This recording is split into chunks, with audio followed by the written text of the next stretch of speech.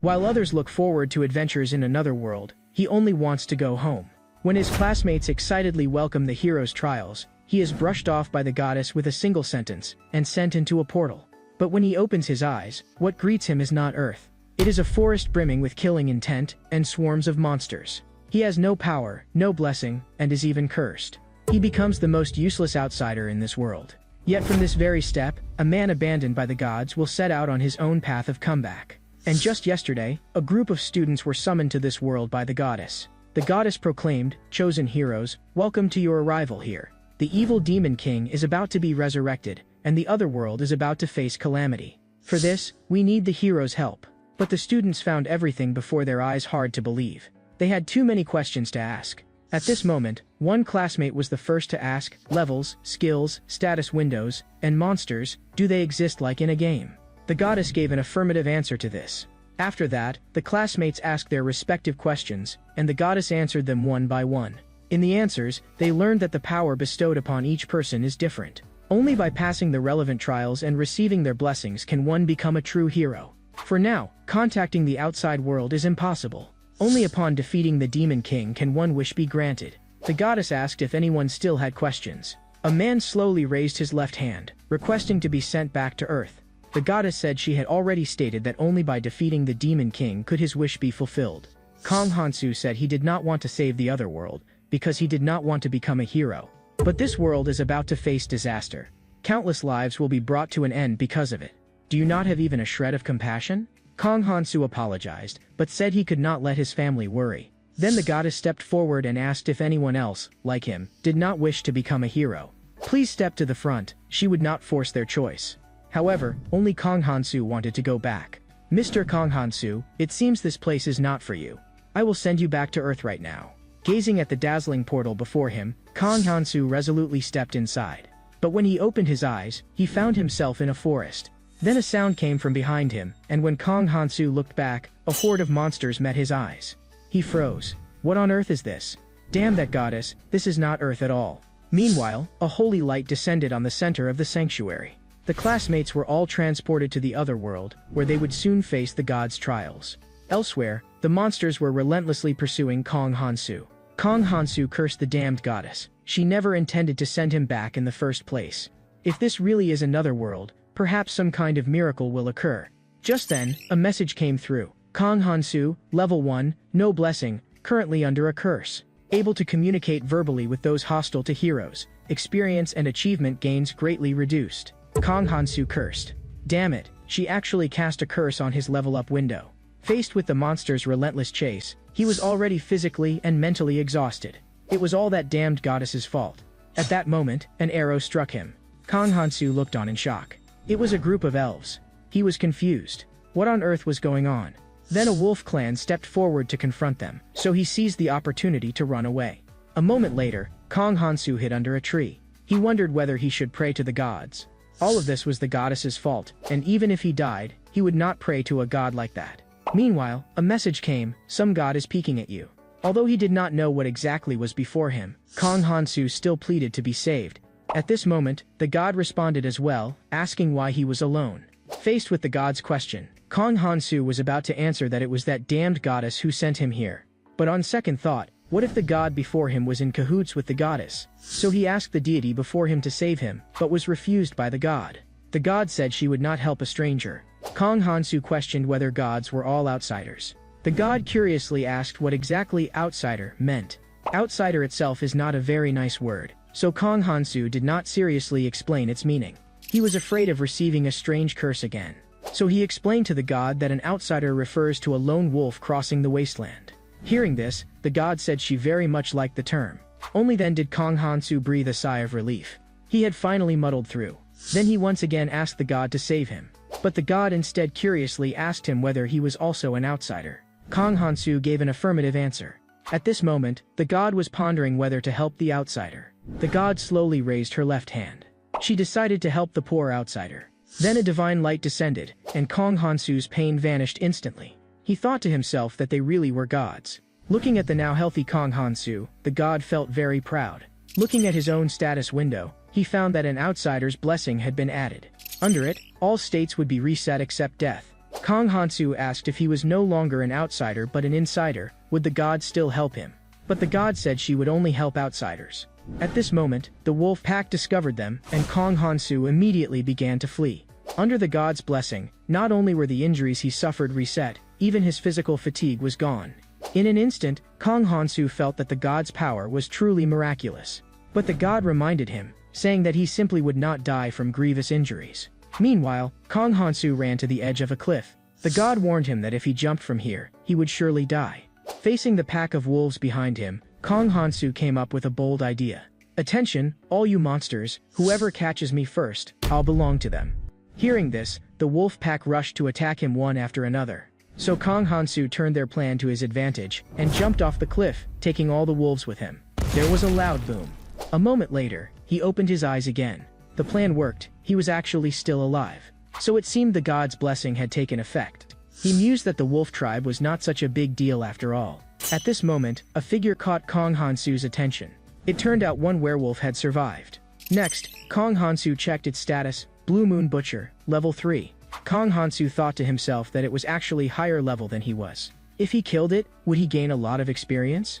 Sorry, but you're going to become my experience. Meanwhile, the classmates were receiving information about the other world. Levels and blessings can greatly boost one's strength. Receiving a blessing does not mean the end. The gods are watching you at all times. At this moment, a student asked whether the gods watch everything they do. The oracle goddess gave an affirmative answer to this. But she said they are not human, so please do not judge the gods by human standards. After that, gods of all kinds voiced their views. A student asked whether the gods would give better blessings to more interesting people. At that moment, two gods expressed agreement with Jang Mion's idea. Then she received a blessing from the gods. Charm, your body will exude an enchanting fragrance, and the chance of securing a dominant position will increase. In an instant, all the Kong Hansus were captivated by her. At this time, the goddess signaled for her to stop using the blessing. Before she finished speaking, the girl received a punitive curse from a god. A certain pure goddess did not like such impure behavior. Then the goddess explained that the gods grant blessings to those they favor, and curses to those they do not. So you must always pay close attention to your conduct. Immediately after, the goddess slapped her on the back. In an instant, she felt excruciating pain. The curse she received would double any harm and criticism inflicted on her. The goddess warned them to remember. Once you receive a blessing or a curse, it will accompany you until death. As your level rises, its effects will become even more pronounced. The student panicked. Doesn't that mean I'm finished? It's only an F-grade punishment and it's already this severe? The goddess reassured them.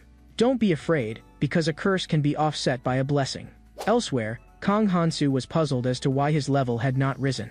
He looked at the monsters strewn everywhere. Could it be because of that curse? Then Kong Hansu asked the god if there was any useful information. The god gave a negative answer to this. The scene shifted, and they encountered the wolf tribe again. At this moment, the god hoped he could die peacefully. Meanwhile, the wolf pack seemed to smell the scent of blood, and were searching for the source of the odor. Kong Hansu was quietly watching all of this from the side. Gazing at the newly acquired dagger, Kong Hansu was no longer afraid of any monster. Then he picked up a rope from the ground, and made himself a simple scabbard. He asked the god if she had heard of centrifugal force. Kong Hansu kept swinging the stone in his hand as he slowly stepped into the werewolf's line of sight. Although each swing inflicted damage on himself, fortunately, the god's blessing took effect. Kong Hansu thought he probably knew how to use the god's blessing now. As long as he could avoid instant death, he would be an invincible existence. In other words, he could keep fighting on the edge of death. At this moment, a stone struck Kong Hansu directly on the head. In an instant, the wolves swarmed forward. But the next second, they suffered a blow right to the head. In less than a moment, all the werewolves were knocked to the ground. Even the god gave Kong Hansu high praise. One werewolf was still alive by sheer luck. Kong Hansu ordered it to tell him where humans live. If you dare lie to me, you will not be able to bear the consequences. Faced with such a vicious human, the werewolf immediately revealed everything it knew. Then Kong Hansu raised his hand and delivered a crushing blow to its head. He said that he had promised not to hurt it, but never said he would spare it. Kong Hansu was puzzled. He had killed so many monsters, so why had his level not increased? Meanwhile, the teacher announced that training would begin tomorrow. He would be in charge of swordsmanship, and Aina beside him would handle magic. They could choose the field they were interested in. At this moment, a man asked whether it was possible to study both at the same time. The teacher gave an affirmative answer. Oh Hanwoo asked whether he could skip studying and freely explore instead. The teacher also gave an affirmative answer to this. At this time, a certain immature chief god became interested. In the evening, Oh Han-woo sat at the head of the bed. He thought that you cannot learn anything from training. The protagonist has his own unique way. The next day, he found that he had actually received a blessing from the gods. Special. You are the most special existence in this world. Oh Han-woo seemed to have found a way to increase his strength. He slowly walked out of the temple. He thought that he could at least grow into an A-grade hero. The scene shifted, and Oh Han-woo arrived at a guild. He immediately said he wanted to register as a hunter. But a woman beside him mocked him, saying he was just a newbie, and should hurry home. At that moment, Oh Han-woo thought it was the effect of the god's blessing. He refuted her, saying she could not judge someone's strength just by appearances. You make mistakes sometimes too, don't you? After his little speech, the woman agreed with his point of view. At this moment, Oh Han-woo was fantasizing about the moment he became the protagonist. I'm the hero of this world. A certain immature god let out a laugh. Meanwhile, the werewolf was stammering, saying that the human village was to the west. It then immediately suffered a fatal blow from Kong Han-soo. He said he was very grateful for the information. He had not expected them to be surprisingly honest. Although he did not know how far it was, at least he now had a goal to move toward. Kong Han-soo recalled his process of turning from prey into a hunter. Could this be what they call a hidden talent? Of course, this was also thanks to the god's blessing. At this moment, the god apologized for what had been said before. Kong Han-soo asked if they meant the part about only wanting him to die. The god said that they actually did not care what would happen. Meanwhile, a werewolf lunged head-on at Kong Han-soo. With a single swift slash, Kong Han-soo took it down. Immediately, 2 more werewolves came at him, and Kong Han-soo dispatched them in a single instant movement. However, the strange thing was that his level was still stuck at 1. Kong Han-soo wondered what on earth the reason was. Just then, a fierce quarrel drew Kong Han-soo's attention. Kong Han-soo looked up, and saw that 3 humans were arguing. But the next second, an arrow came flying toward Kong Han-soo.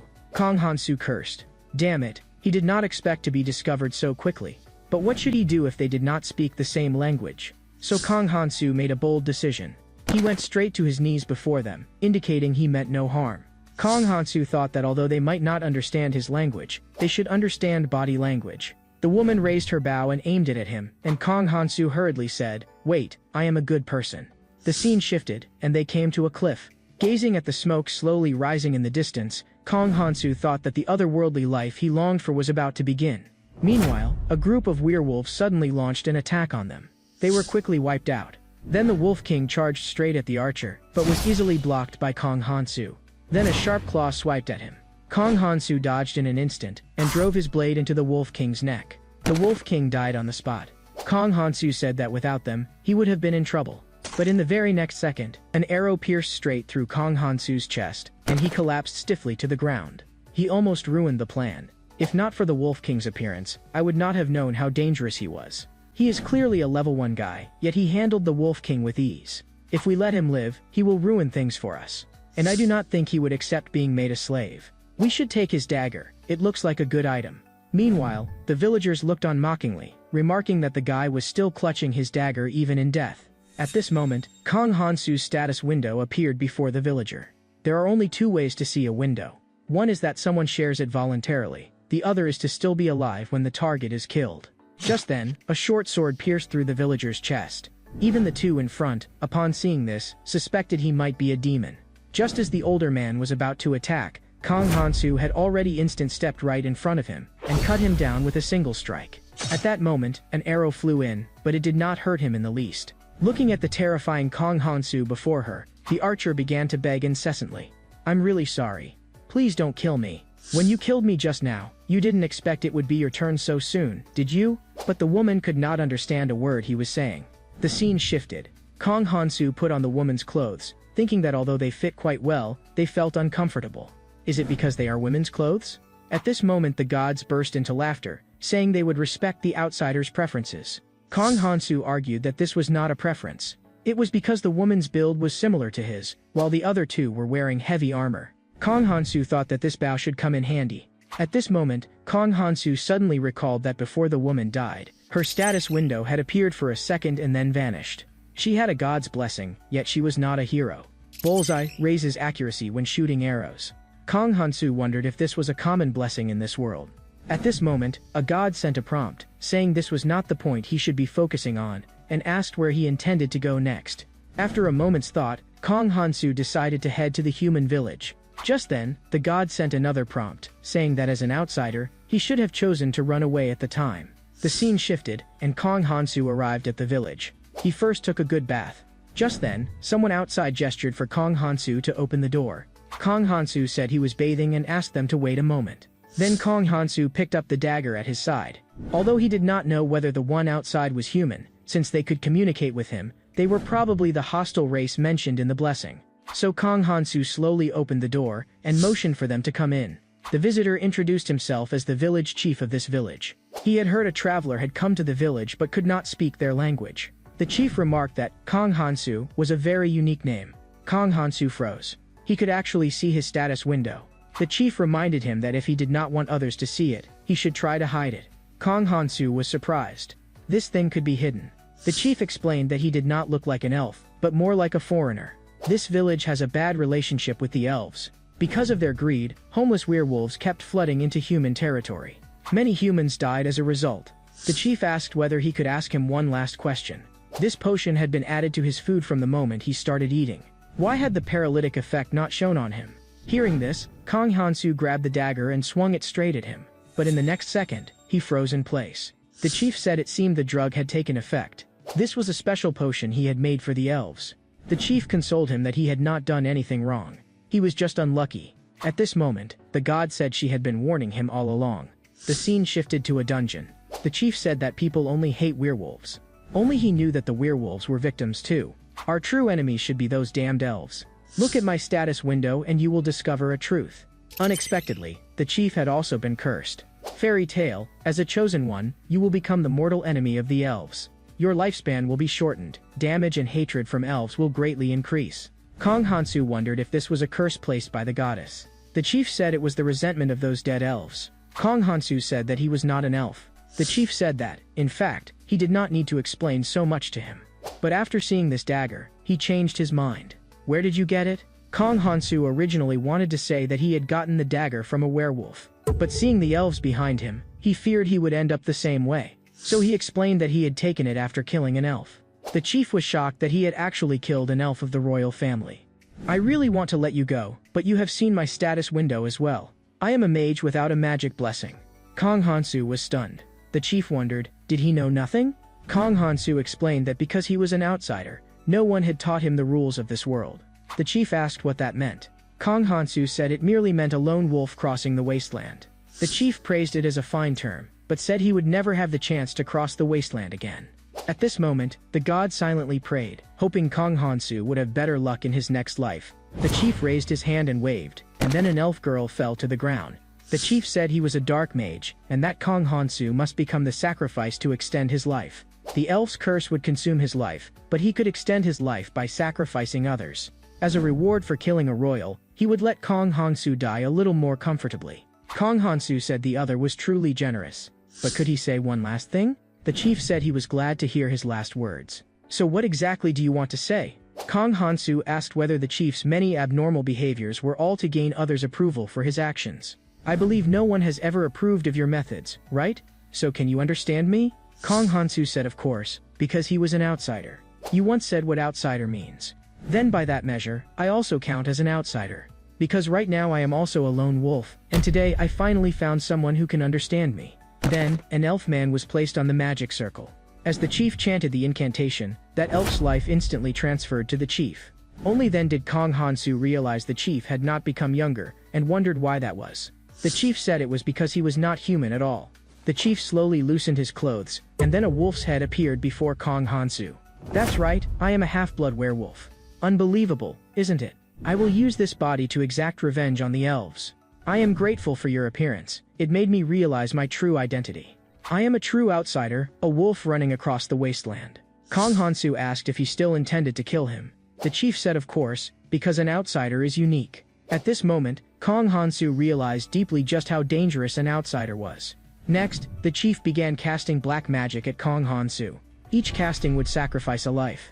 The chief asked if Kong Hansu was willing to give his life to him. Is it important in black magic to obtain another's consent? The chief said that even if he did not answer, the black magic would still take effect. Kong Hansu said, wait, he had one request before he died. The chief, impatient, asked what he wanted now. Kong Hansu said he wanted to see Miso one more time before he died. The chief asked if he meant the woman with the bow, and why he wanted to see her again. Kong Hansu said it was because he was her lover. But the chief grabbed him and told him to stop talking nonsense. Only that Kong Hansu named Cole is. Kong Hansu said that if he did not believe him, he could smell his scent. The chief confirmed that her scent was indeed on him. After thinking for a moment, the chief asked if he had any other requests. Kong Hansu said that if he could endure this black magic, then the chief must return his freedom to him. Hearing this, the chief gladly agreed to his request. In the next second, a powerful current flooded through Kong Hansu's whole body. Kong Hansu cursed. Damn it, hadn't the other said it would not hurt at all? The chief said, goodbye. I will tell Mesa that you went to a faraway place. Kong Hansu said that would not work, because Mesa was already dead. While the chief was stunned, Kong Hansu had already thrown a punch, landing squarely on the chief's face. The chief was shocked. How on earth had he broken free? Kong Hansu said he would tell him, but after he was dead. The reason he was able to survive was entirely thanks to the outsider's blessing. It reset all the damage Kong Hansu had taken. Kong Hansu declared that it was time to keep his promise. Then Kong Hansu slashed through the elf girl's chains with a single stroke. Now she will be the witness to our promise. Didn't you say you wouldn't interfere with my actions at all before I saw Misa? The chief said that as for such promises, he only had to return the life to him to fulfill them. Then a coil of black energy wrapped around him, and the chief urged him to surrender obediently. Kong Hansu said that was a bit premature. The next second, the chief spat a mouthful of blood, and his power vanished completely in an instant. This is your power? Damn it, who on earth are you? Kong Hansu said he was nothing more than the outsider's apostle. Hearing this, the god was so happy she danced with joy. Looking at the person on the brink of death before him, Kong Hansu hesitated. If he killed him, a level 16, he would gain a lot of experience. But for now, preserving his own life was more important. The chief cursed that he would never forgive him. Damned human, he had actually destroyed his dream. Then he launched an attack at Kong Hansu. A sharp claw swept down, and Kong Hansu immediately fell to his knees. You must be very surprised, right? This is werewolf swordsmanship, a method I kept to use against the elves. Then Kong Hansu stood up without a scratch. The chief looked at all this in disbelief. He said it was impossible, that had clearly been a killing blow. Then the chief turned to run, but the elf girl beside him grabbed his calf hard. A fierce slash from Kong Hansu came down. I'm sorry, daughter. Daddy can't avenge you. You just rest in peace. Looking at the cold corpse before him, the god sent a message. It seemed he still had regrets even in death. Afterwards, Kong Hansu rescued the imprisoned elves, and gathered the villagers to come and resolve the matter together. He thought things would end there. Unexpectedly, everyone looked at Kong Hansu with gloomy faces. Next, Kong Hansu was driven to the edge of a cliff by the elves. Kong Hansu did not know what they were saying at all. But, one day I will be back. Then Kong Hansu lipped. Damn this other world. Meanwhile, the elf princess's maid was demanding that Kong Hansu be brought to justice. But he saved us from the village chief. So what? He is holding the princess's dagger. We can't easily trust humans. What is the point of doing this? At this moment, the councilwoman Celeblis came walking up. She is hailed by the elves as the Sacred Sun. Because she possesses infinite life, she has become the elf who has been imprisoned the longest. Then Celeblis began her account. He clearly could have escaped alone, yet still turned back to save her. I believe he must be coveting your infinite life. But know this.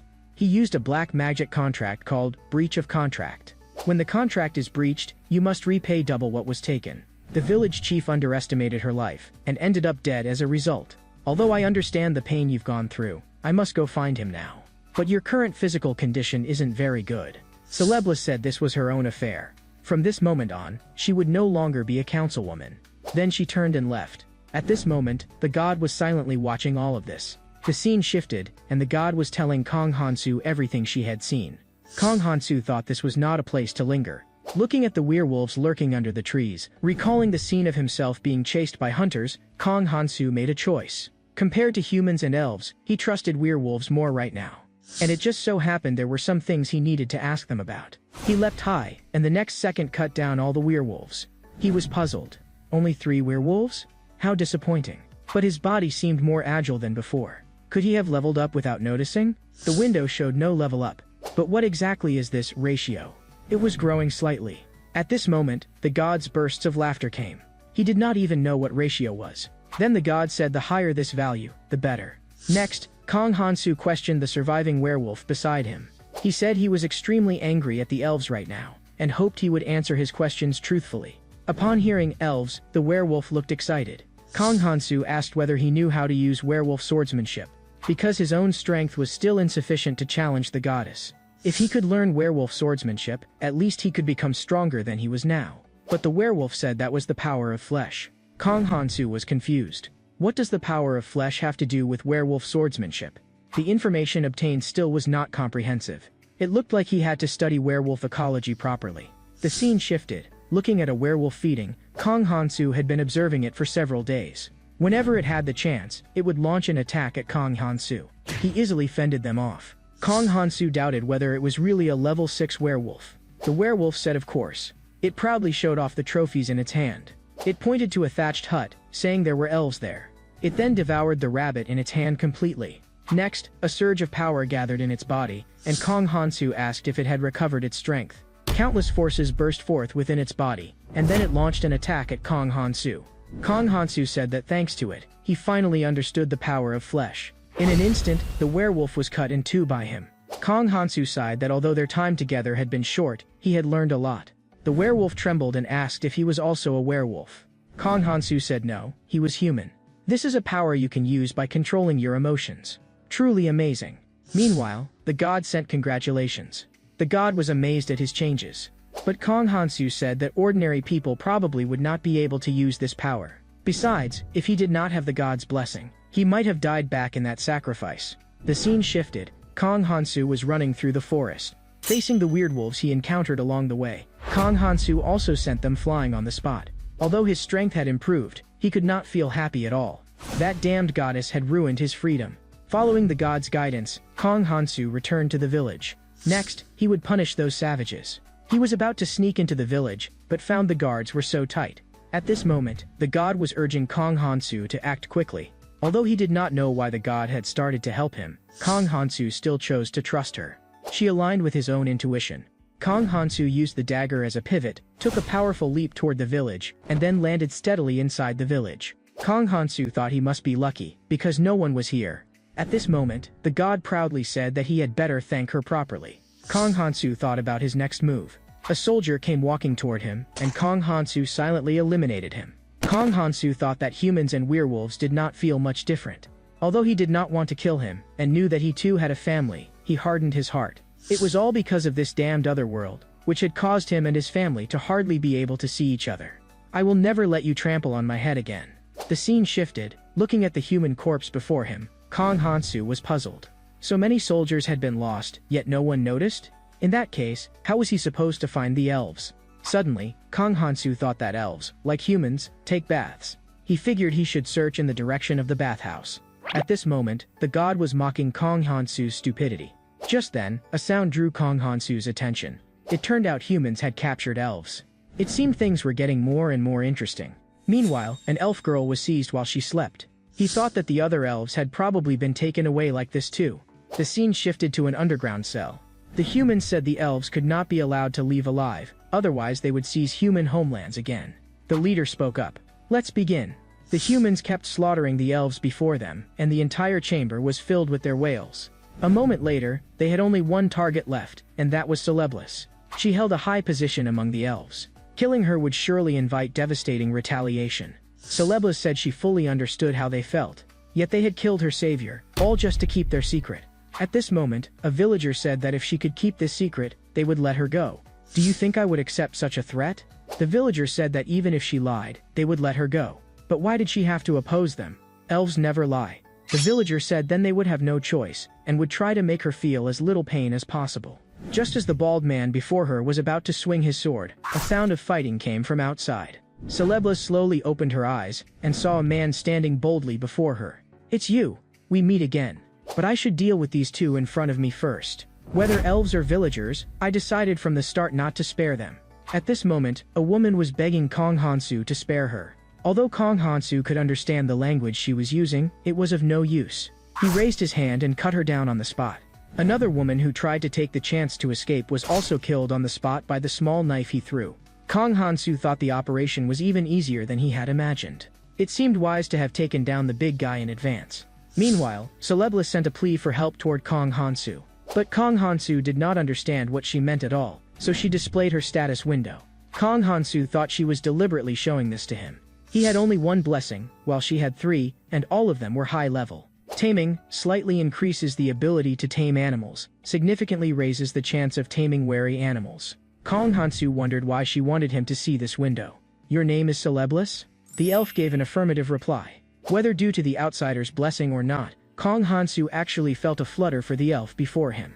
At this moment, the god sent a reminder. He was an outsider, a lone wild wolf. Kong Hansu said he knew that if he ceased to be an outsider, he would be punished by the god. But looking at the pitiful elf before him, Kong Hansu still felt compassion. Although he had planned to kill everyone before, if he really did that, how would he be any different from these humans? Handle the rest as you see fit.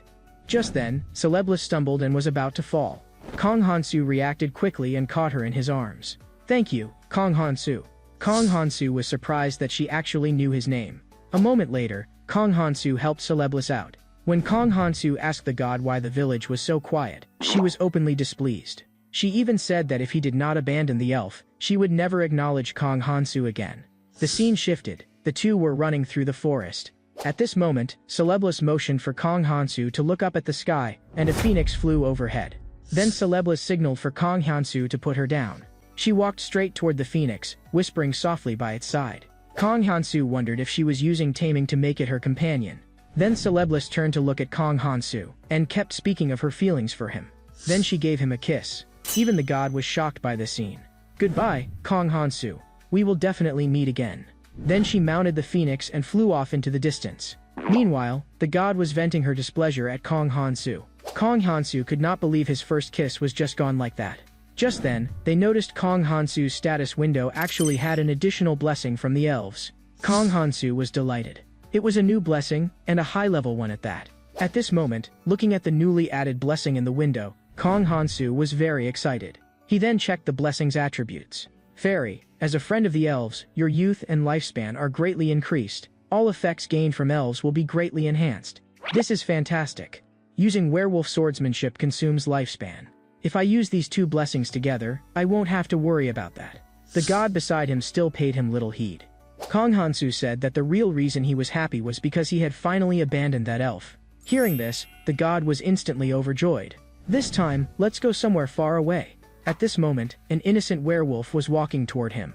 Kong Hansu grabbed it by the neck, and said to it amicably, "Take me to visit your home." The scene shifted, and the werewolf before his eyes was howling in agony. At this moment, Kong Hansu had already carved his way through the werewolf's main stronghold. The god curiously asked how many werewolves he had actually killed. Kong Hansu said he could not quite remember. Probably over 1,000. He had checked his wounds countless times during battle. Although one more curse had been added, there was something more important. Namely, that he could not level up. Kong Hansu had expected that he would level up slowly because of the goddess's curse. But he had not expected it to be this difficult. At this moment, the god also looked troubled. But what's the deal with this curse? Slaughter. Friendly races will feel fear toward you, and the probability of their resisting you will increase greatly. Kong Hansu sighed that now he had become a true outsider. Just then, a bracelet at the side caught Kong Hansu's attention. These things used to be enough, but since he could not level up, his only way to grow stronger was to opt for wealth. Meanwhile, a group of werewolves was quietly closing in.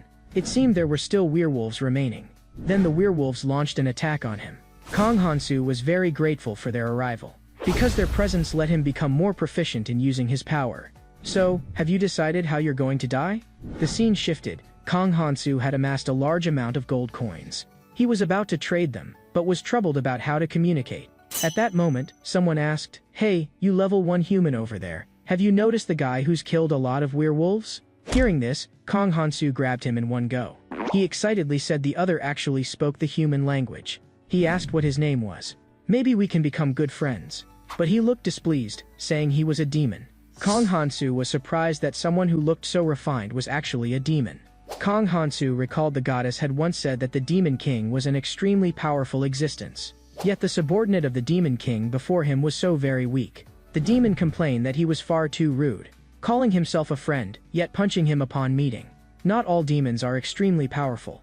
Looking at the sniveling demon before him, Kong Hansu felt very sorry. The demon questioned why a level 1 guy would possess such ridiculous strength. Kong Hansu said it was all thanks to the god's blessing. The demon told him to stop bluffing. You have more curses than blessings. Kong Hansu was surprised that the other could actually see his window. The demon said of course. No window could escape his right eye. But are you not planning to let go of my neck? Kong Hansu said this was how friends greeted each other. The demon complained that it sounded like if he were not his friend, he would have had his neck snapped already. The demon introduced himself as a dark mage, and that he had left home to avoid getting married. Kong Hansu was surprised. So young and already getting married? The demon said it was because this body had reached marriageable age. Hearing this, the god immediately grew interested. She wanted to know more about him. Kong Hansu asked if he still had not gotten married yet. If you die unmarried, wouldn't that be too tragic? The demon said the stronger a demon is, the more spouses he can have. As for him, he ran away from home because he did not want to become the 243rd husband of some old demon. Kong Hansu lamented that this was truly pitiful. The demon said he did not need his pity. But why are you still able to move freely up to now? Kong Hansu did not understand what he meant. The demon said he had used a potion that could immobilize even the elves. Yet it had no effect on him. Are you really a human? Kong Hansu thought it was the same potion the village chief used. Damn it, you've made me recall something unpleasant. The demon immediately used magic to restrain him, but Kong Hansu broke free with ease. Kong Hansu questioned what he thought he was doing. Shocked, the demon said he was practically a monster, breaking free so easily. Then Kong Hansu muttered, "What exactly is your relationship with the village chief?" The demon said that was a foolish question. How could he remember with so many village chiefs? Kong Hansu said he meant the village chief with a wolf's head on his chest. At this moment, the demon suddenly remembered. That was a human standing on the edge of death. He had merely saved him from the elf's curse in pathing. So it was you who helped him? The scene shifted, and the demon thought Kong Hansu was practically a demon himself. He was actually swinging my body around like a twig. Friend, how is your consideration of that request going? I think it's a bit excessive. Then do you want to die? The demon hurriedly said no, and asked him to give him a moment. The demon cast magic to heal himself. Kong Hansu thought, was that similar to the outsider's ability? So can you help me now? The demon said that was impossible, because there is a terrifying saint in the nearby city. I haven't gotten married yet, so I can't die. But I can take you to city number 2. If it's that place, I'm willing to help. Kong Hansu agreed, since he also did not want to run into the goddess's underlings in the city he was headed to. Next, the demon said they had to take the side path. Lately, the Night Order had started controlling the forest. Although that did not affect Kong Hansu much, it was very dangerous for him as a demon. Kong Hansu had no objection to this, since he was also troubled by the language barrier. The scene shifted. Kong Hansu curiously asked the demon what his name was. The demon introduced himself as Cogmos, the 23rd child born to the 348th wife of the 14th demon king. Humans place great importance on royal status. Among demons there is no real hierarchy of status. Kong Hansu concluded that, simply put, the other party was a little demon with nothing to his name. At this moment, the god was urging Kong Hansu to hurry and leave the forest.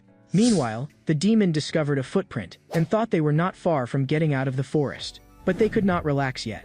Beyond the forest was the Night Kingdom of Masta, which was also orc territory. Kong Hansu was full of expectation, hoping to meet some kind folks. The demon warned that orcs were even harder to handle than werewolves. Several burly orcs came into view. At the same time, they caught the scent of a human. Cogmos cursed. Damn it, they were discovered. He asked Kong Hansu if he had not considered that his red eyes were extremely conspicuous in the dark. Kong Hansu said he had known that for a long time. Cogmos asked why he did not hide them, then. Kong Hansu said it was because he thought they looked cool. Besides, they let him see crystal clear in the dark. It's only 10 orcs, no need to make a fuss. Then Kong Hansu leapt forward. He had intended to talk with them for a bit. They mocked him as a skinny pig. Kong Hansu said he was a human. Yet they kept yammering on about it. Kong Hansu thought, skinny pig, how annoying. It seemed there was no need to talk anymore. Kong Hansu drew his dagger and instantly killed the orc in front of him. The orcs were utterly stunned. Now let's see who the real skinny pig is. Then Kong Hansu killed them in a single exchange. Didn't you say they were strong? Looks like they're nothing special. The scene shifted. Kong Hansu had already dealt with all the orcs. But Cogmos, since you're traveling with me, you should at least do something. At this moment, Cogmos was rolling back and forth on the ground. Kong Hansu wondered what the heck that was. It looked dangerous. But he gestured for him to look at the sky. A white dragon suddenly appeared before their eyes, and he said a saintess was riding that dragon. She's very strong, able to hit me precisely from far, far away. But that way lies the elf kingdom. If the Saintess heads there, that would be bad. We escaped with our lives. But the two of us running into a Saintess, what rotten luck. We have to find out why the Saintess is going to the Elf Kingdom. But shouldn't you be worrying about yourself right now? This little wound isn't fatal, but it'll take a long time to recover. So you have to carry me. Kong Hansu said that was absolutely impossible. The scene shifted. Kong Hansu was carrying Cogmos on his back as he walked. At this moment, the god opined that Kong Hansu should throw him into an orc's mouth. Kong Hansu felt this was awful. The demon also felt uneasy. If anyone discovered a human was helping him, his future marriage plans would be ruined. By the way, you're so strong. Are you really human? Kong Hansu said he was not an ordinary human. Because I almost became a hero. You almost became a hero? To be honest, seeing your status, I'm shocked. The hero's curse is mainly for demons. When a demon loses to a hero, he receives this curse. That makes it very hard for a demon to level up, and revenge against a hero becomes impossible. So how have you survived up to now? Kong Hansu said he had only one elven blessing. As for an outsider's blessing, he still was not clear on its effects. The demon said he had traveled many countries and gathered a lot of information, yet had never heard of an outsider blessing. If it were something like a curse, that he could imagine. Outsider resets all damage received, except death. The demon said that was probably why he had survived until now. It was practically a deceitful blessing. If you put it that way, then this blessing is more like a curse than a blessing. Because no matter how much experience you gain, as long as your state resets, you can never level up. But why are you so strong? Kong Hansu thought about it. It really did not make much sense. At this moment, the god beside him let out a silent sigh. She was quietly reflecting on the past. The scene shifted, and Cogmos's legs had fully recovered. Kong Hansu was surprised. He had not expected the other to be able to hide his feet. Cogmos said it was because they were about to enter a city, and needed to act low-key. Kong Hansu thought the other really was smarter than the werewolves. But how far was that number 2 city he mentioned, exactly? Meanwhile, a carriage was racing along, having been targeted by a band of orcs. The soldiers rose up to fight back. The orcs said that a mere bunch of skinny pigs actually dared to provoke orcs. How damnable. Not far away, Kong Hansu was watching all of this. Cogmos asked if he was not going to help them. Kong Hansu decided to watch for now. After all, he was not yet able to trust everyone in this world. Elsewhere, the orcs surrounded the carriage. Suddenly, they seemed to catch the scent of women. Just then, 2 women stepped down from the carriage and immediately launched an attack on the orcs. They felled them to the ground in an instant. Kong Hansu thought this was really boring. Cogmos asked if he was not interested in keeping his own kind alive. Kong Hansu said it was not that, he just regretted losing a chance for revenge. And these women seemed to be elites of this world. If he could get close to people like that, surviving in the other world would become much easier. Then Kong Hansu shouted up at the sky. He said there was an extremely pretty so here. Kong Hansu thought that because of the hero's curse, humans would not understand what he was saying. But the orcs were different. At that moment, Cogmos still did not understand why he was doing this. Kong Hansu said that the right amount of danger would make the whole thing very interesting. In an instant, tens of thousands of orcs came swarming in, scaring them so badly they froze on the spot. Even Cogmos had not expected that he could use the curse to call orcs. Kong Hansu said, "Now let's help them." At this moment, the god said he should just let them die. Kong Hansu said, "Please understand me just this once, god of outsiders." On the other side, they had already been surrounded. Kong Hansu thought he should have waited a bit longer before coming over. The orcs demanded to know who this skinny pig was. Kong Hansu said he was merely a passing apostle of the god. Then an orc brought a blade down with a slash. Kong Hansu leapt aside in an instant, thinking the orcs' reactions were all the same. Next, they launched a fierce assault on Kong Hansu. Kong Hansu could already see through their movements with perfect clarity. At this moment, Cogmos warned Kong Hansu to be careful. The next second, a red orc lunged at him, only to be easily blocked by Kong Hansu. Cogmos questioned how he could let his guard down in the middle of a fight. Then Kong Hansu punched straight through him on the spot. He said that charging at him out of nowhere had really startled him. Kong Hansu asked what it was he had just told him to watch out for. Cogmos said to just pretend he had not said anything. But the orc before him had suddenly turned red. Was it the same ability as the werewolves? Kong Hansu felt he should observe him a bit. Meanwhile, the soldiers expressed their thanks to Kong Hansu. Kong Hansu could more or less understand a few phrases, because he had tried hard to study during his conversations with Cogmos. At this moment, the god said this was not her way. She proposed that Kong Hansu should kill them all. But Kong Hansu asked the god to bear with him for a bit. Next, Kong Hansu tossed the red orc's severed hand toward the orcs. "Those who can turn into red orcs, raise your hands," And if you can't, then forget it. The scene shifted, and Kong Hansu cut down all the orcs before him. Cogmos questioned whether this was a good idea. Look at them.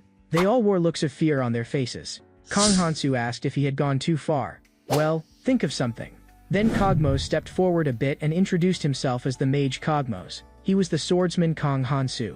From his unusual name, it was not hard to tell he did not understand the Western language. One of the women said that he bore the hero's curse. That's true, but he also has a C-rank elf blessing. You know, even those who marry an elf are only level 1, so you can imagine how highly the elves value him. Kong Hansu thought that the elf taking his first kiss actually turned out to be good for him. But the misunderstandings were all that damned goddess's fault. Then Cogmos began translating. The woman said she was very sorry, and should not have doubted their savior. Kong Hansu sighed that having someone to translate was wonderful. Was he finally going to earn others' trust? At this moment, the god expressed her displeasure, and said that betraying the god's apostle would lead only to death. Kong Hansu thought that gaining others' trust was not so easy after all. The scene shifted. Kong Hansu sat alone by the campfire, telling the god that it had all turned out like this because of his goodwill. Although the god was no longer angry, he should have felt happy. But because of this deceptive blessing, as long as all states were reset, it would be forever impossible to level up. At this moment, a woman approached from the front. Kong Hansu thought he remembered her name was Julia, a young noble lady in the other world. But the translator had gone to sleep. What should he do? She pulled out a small dagger, imbued it with a blue aura, then motioned for Kong Hansu to show his as well. Kong Hansu said, "Then watch closely." He extended his index finger, and a red aura appeared before their eyes. This scene left Julia utterly stunned. But then she seemed to think of something, and immediately dropped to her knees before Kong Hansu. He could not understand Julia's action at all. He even thought she disliked the aura being too small, so he set it onto the dagger.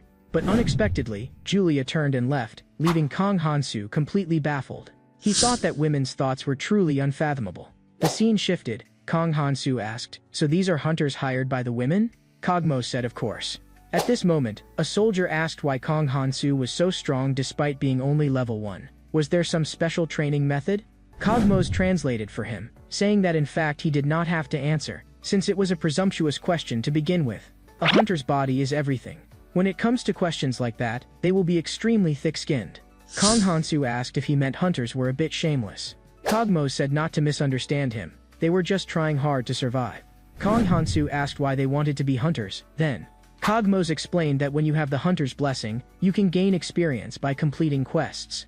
Upon hearing the way to gain experience, he suddenly realized this method was not covered by that curse. The only things blocking his experience gain were hunting and achievements. In other words, he could gain experience through other means. Cogmos was puzzled as to what he was talking about. Kong Hansu excitedly said he wanted to become a hunter. What should he do?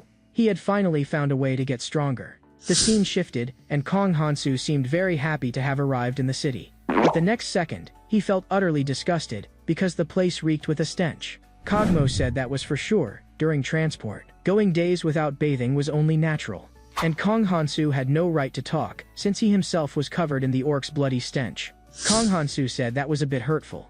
Cogmos said he had no right to say that.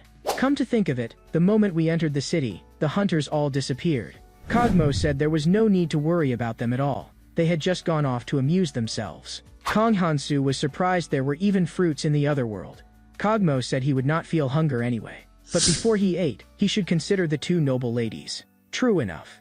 And to better repay Kong Hansu, they suggested staying at the same inn. Kong Hansu said he had no objection, but the god was very displeased. Cogmos asked when they would go to the Hunters Guild. He added, "But before that, we should take a bath first." The scene shifted, and a slime was slurping over the clothes. Kong Hansu was excited that it could remove dust from clothes. He liked this thing. Cogmos warned him not to get any bad ideas. For now, he should put it down and go get changed. As gentlemen, they should be waiting in advance before the ladies arrived. And just in case, he had prepared his clothes for him as well. The scene shifted. Kong Hansu wondered if it was really necessary to change outfits. And looking at Cogmos, who was flirting in front of him, he thought he really wished he would get punished. Meanwhile, the two ladies arrived at the destination. Leisha apologized for keeping them waiting. Then Cogmos acted as interpreter, saying it was fine, they had just arrived as well, even though they had clearly been waiting a long time. After that, Kong Hansu said he wanted to eat first, and Cogmos related. But Leisha said the meal could wait. They could first go where Kong Hansu wanted to go. Kong Hansu thought it seemed there were good people in the other world as well. The scene shifted. Kong Hansu thought, damn, he had not expected to be stumped by a piece of paper. If only he had learned more characters. But Cogmos took the opportunity to mock him. He said not to feel embarrassed. There were hunters everywhere who could not even write their own names. He just had to copy it like this. But because of the hero's curse, even copying while looking felt difficult. A moment later, Kong Hansu finally signed his own name. Then a purple glow rippled across the window, and a D-rank hunter's blessing was added. Cogmos said his first evaluation was D-rank. He should properly thank those two ladies. They had staked their own rank to vouch for his ability. A moment later, they came outside, and Leisha handed Kong Hansu a sheet. He said this was his first quest, kill orcs. It was a quest to curb their breeding by reducing their numbers. His reward would depend on how many orc noses he brought back. Kong Hansu was excited. This was awesome. Not to mention having these two ladies as bait. At this moment, the god asked curiously whether this would be another slaughter. Kong Hansu said of course not. This time, it would be a catastrophe. The scene shifted. Julia was killing an orc, but was pinned to the ground by it. Just then, a fireball shot in and felled it in an instant, but it did not seem to have inflicted serious damage. At that moment, another orc was thrown over, killing it on the spot. Leisha thought she had seen all kinds of elite hunters, but she had never seen anyone as exceptional as Kong Hansu. He was madly cutting down orcs, like a war god returned from hell.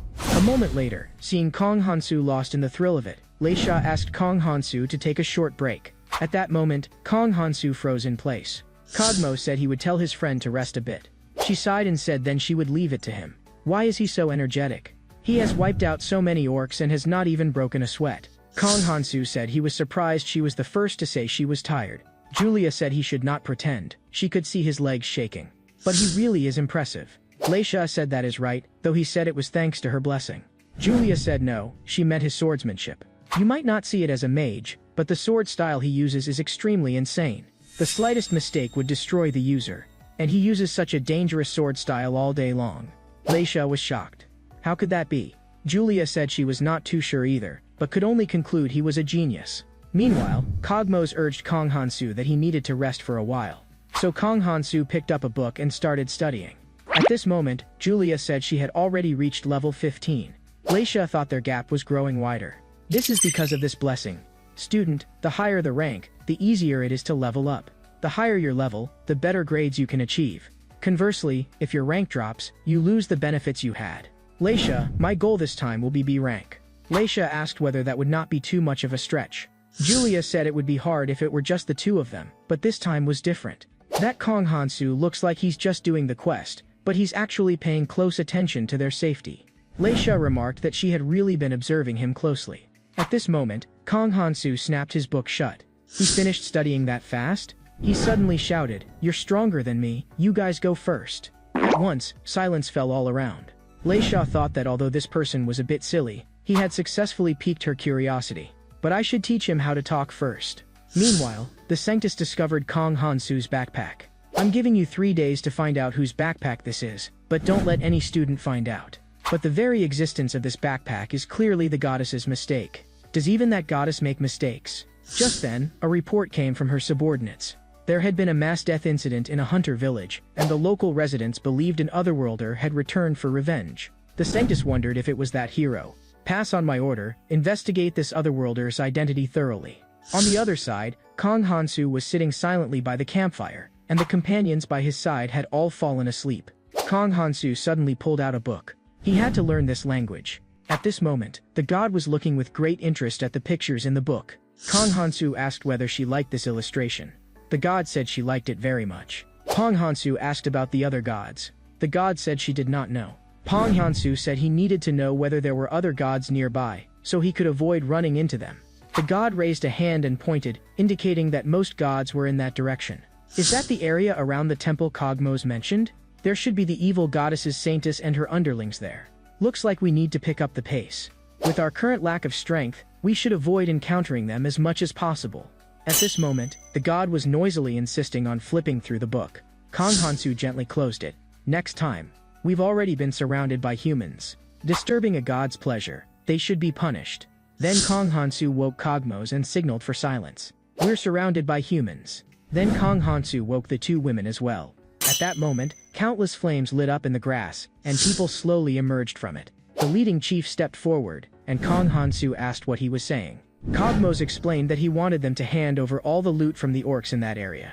He also said the two men would definitely die, but if the noble ladies surrendered they would be spared. Kong Hansu thought, who do these guys think they are looking down on? Being transported to another world was infuriating enough to begin with. Now he still had to suffer discrimination. I'm definitely going to punish them hard. But there were even more people on the other side than Kong Hansu had imagined. If he had to protect the two ladies in the fight, it would be very difficult. Looks like I can only use this method. Kong Hansu shouted at them. There's a very pretty so here. And the next second, they launched their attack. Kong Hansu thought this was a great opportunity. He then stepped forward and slashed at the leader, knocking him back on the spot. Before they could react, a group of orcs joined the battle. Kong Hansu smiled with a devilish curl of his lip. Now was the time to gain double experience. Kong Hansu flickered past in an instant. These people were all too weak. At this moment, a group of people launched an attack at Kong Hansu. With just a light swing of his sword, he cut them down on the spot. Then the leader took the opportunity to launch a sneak attack, slashing and striking Kong Hansu on the spot. Kong Hansu thought it was such a pity, this was his favorite cloak. And under his incredulous gaze, Kong Hansu punched straight through the leader on the spot. Now let me see. The mage and the swordsman are both doing pretty well. Everyone's quite busy. At this moment, the god said she just wanted to finish quickly and then read the book. The scene shifted. Under everyone's astonished gazes, Kong Hansu returned to the city carrying a big sack of orc noses. Kong Hansu asked if this much was enough. If not for them, he could have gotten more. Kogmos asked whether he was not afraid they would die from exhaustion. Kong Hansu said these were their proof of completing the quest. Kogmos relayed that they were very grateful to him. Because hunting together with him, they had each gone up 2 full levels. And he had also raised his own level thanks to him. Really, thank you so much. Kong Hansu thought that even this demon was level 20. Let him see how much experience he himself had gained. Kong Hansu was shocked to see it was actually level 1. What's going on? At this moment, the god guiltily looked off to the side. Could it be because, before life had even appeared, the outsider god had already been born into this world? Then one day, life discovered her and called her a god. They yearned for the god's help. Because life needed the god's help, from then on more and more gods began to appear. With their favor, life made progress. But life could not accept the existence of different races, so the struggles began. As time passed, one day the god found a dying man. The god asked if he wanted to live. The man desperately wished to live, so the god agreed and gave him help. With the god's help, the man reverted to an infant state. The god found a family for him, and felt proud of all this. As time went by, when the god came to the village again, the baby had already become a youth. The god happily asked whether he still needed help. But in return she got a stream of abuse. You ruined everything for me. I lost my beloved, all because you turned me into a baby. And the god could only apologize to him, then hurriedly left. She did not understand what she had done wrong. She had only wanted to help humans. Later, more and more humans asked the god for help, and the god responded to them all. But without exception, they all complained about the god, and the god truly could not understand it. Hundreds more years passed, and the world underwent earth-shaking changes. So the gods began to set new rules: hero, demon king, curses, blessings. All the gods adapted to these rules, except for her, the outsider god. But one day, the god again encountered a plea for help, and asked whether he wanted to live even if it meant losing everything. The man gave an affirmative answer. The outsider god was very happy, because someone needed her help. With the descent of a beam of green light, the man instantly recovered his condition. But at that moment, he noticed his level had reverted to level 1. The outsider god said she had reminded him. But the man said that as long as he was alive, that was enough. As for his level, he would just start again from level 1. But later, he discovered that because of this blessing he could not level up at all. The man said that although the god had saved him, he should not complain about her. But he still wanted to give her a piece of advice. Please do not ever give anyone a blessing again. Because this is a curse even more terrifying than taking a life. At that, the outsider god realized she had no reason to exist at all. Because no one would need her. Until the day Kong Hansu's call awakened her again. She once more found a boy on the brink of death, a boy bearing the hero's curse. Out of curiosity, the outsider god saved him. To prevent him from resenting her after discovering the truth, she changed the blessing's name to outsider. The god guessed that Kong Hansu might already have learned the truth. This is terrible. I shouldn't have wasted time dealing with those orcs. The god was stunned and asked whether he was not angry. Kong Hansu was shouting that he was going to buy a new book. At this moment, the god was silently praying. Kong Hansu asked if she was praying for him to die quietly again. The god said of course not. Kong Hansu asked what she was praying for. Then, the god said that was a secret. The scene shifted, and they arrived at the library. Because he could not raise his level, Kong Hansu wanted to find a powerful weapon. Kogmo said he seemed to be looking at nothing but fairy tales, and you would not find weapons that way.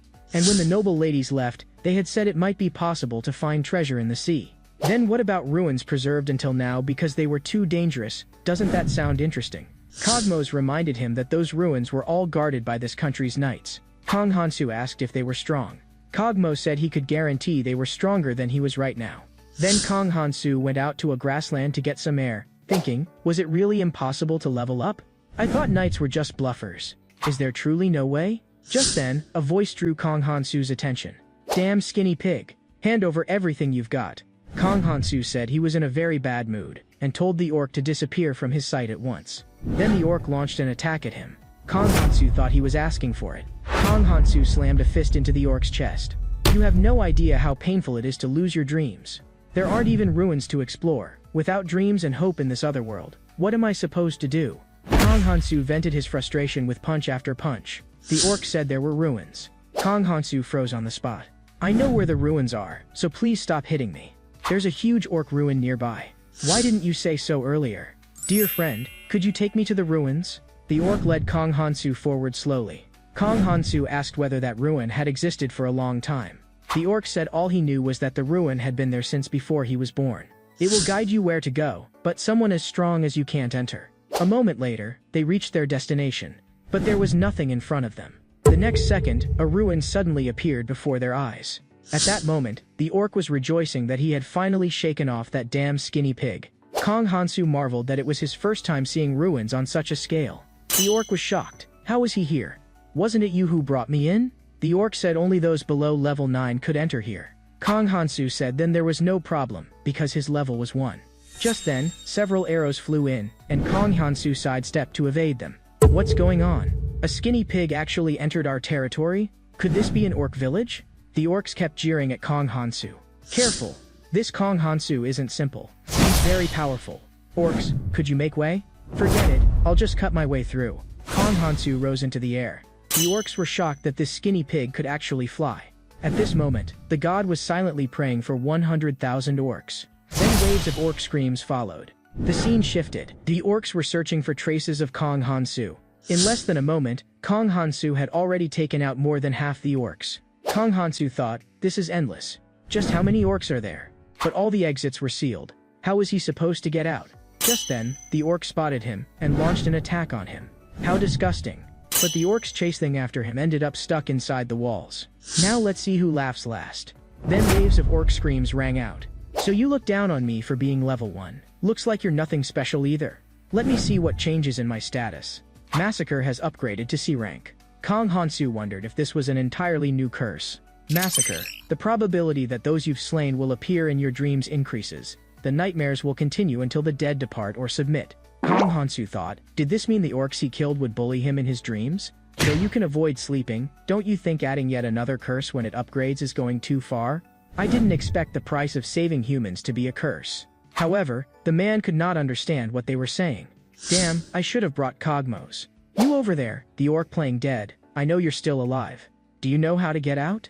The orc said the ruin's entrance and exit were different, and the only exit was in the middle of the ruin.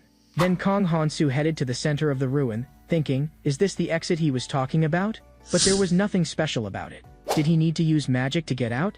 Just then, a beam of green light descended. Was it you who destroyed our home? Answer me. Kong Hansu thought, was this also an orc? What a dramatic entrance. Answer my question, human. Kong Hansu wondered whether this orc was even stronger than he was now. Yes, it was me. Because they blocked my path. The guardian deity questioned whether he had killed 300,000 orcs for that reason. Kong Hansu said so there were 300,000. It had taken him quite a bit of time. The guardian said he was the protector of this ruin and the orcs. No human who knew the ruin's secret could be allowed to leave alive. Kong Hansu said excitedly that so he was the guardian. So much the better. Since there was a guardian here, it meant there was treasure. Kong Hansu instantly launched an attack at him. Two powerful forces collided, and Kong Hansu realized he was completely different from the other orcs. The next second, Kong Hansu's arm was chopped off on the spot, and the guardian said Kong Hansu was nothing much after all. Kong Hansu narrowly avoided a fatal blow. "You're impressive, managing to dodge a lethal strike in an instant." He had not expected a single clash to inflict such damage on himself. But don't think this is over. Kong Hansu thought, what a formidable guardian. His severed hand instantly returned to normal. The guardian was shocked. Was he immortal? Kong Hansu said that was one way to put it. The guardian said it did not matter, because he would trap him to death in this ruin. Big talk, but what should I do now? Meanwhile, the Sanctus learned about Kong Hansu from the students. A human who refused to become a hero, and was sent back to Earth by the goddess. But if it became known that this person was not actually sent back to Earth, then the hero's trust in the gods would plummet. At this moment, a benevolent god was silently watching the Sanctus. Why is the matter still not settled? The Sanctus was shocked. It was actually the goddess herself. The Sanctus apologized, "Goddess of heroes. Because of the blessing, I have the whereabouts of all the heroes, but Kong Hansu is the only one I cannot find. Could it be that another god is deliberately? However, what matters most right now is to keep anyone from discovering this." At this moment, the outsider god was silently watching all of this. After learning of their plan, she quietly took her leave. Elsewhere, Kong Hansu, fighting the guardian deity, fell once again. The guardian deity questioned how long he intended to keep struggling. "You're asking how long for yourself? Why, of course until he dies.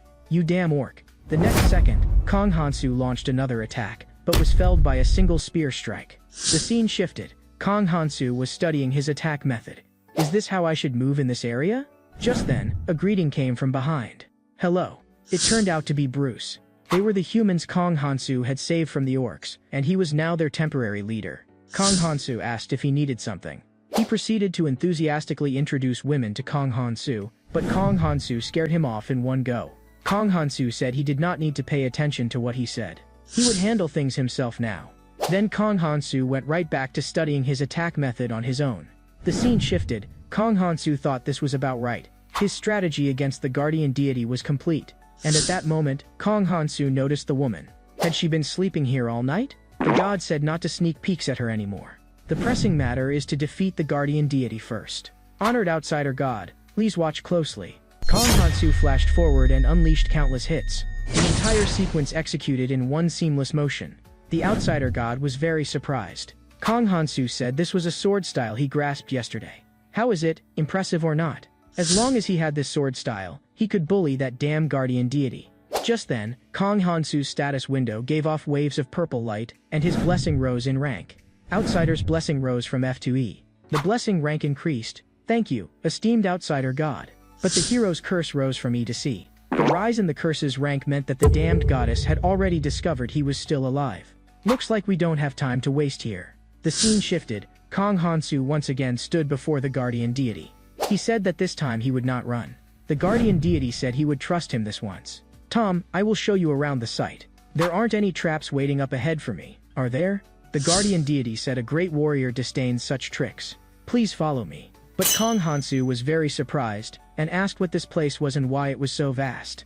The guardian deity explained this was an ancient training ground for cultivating heroes.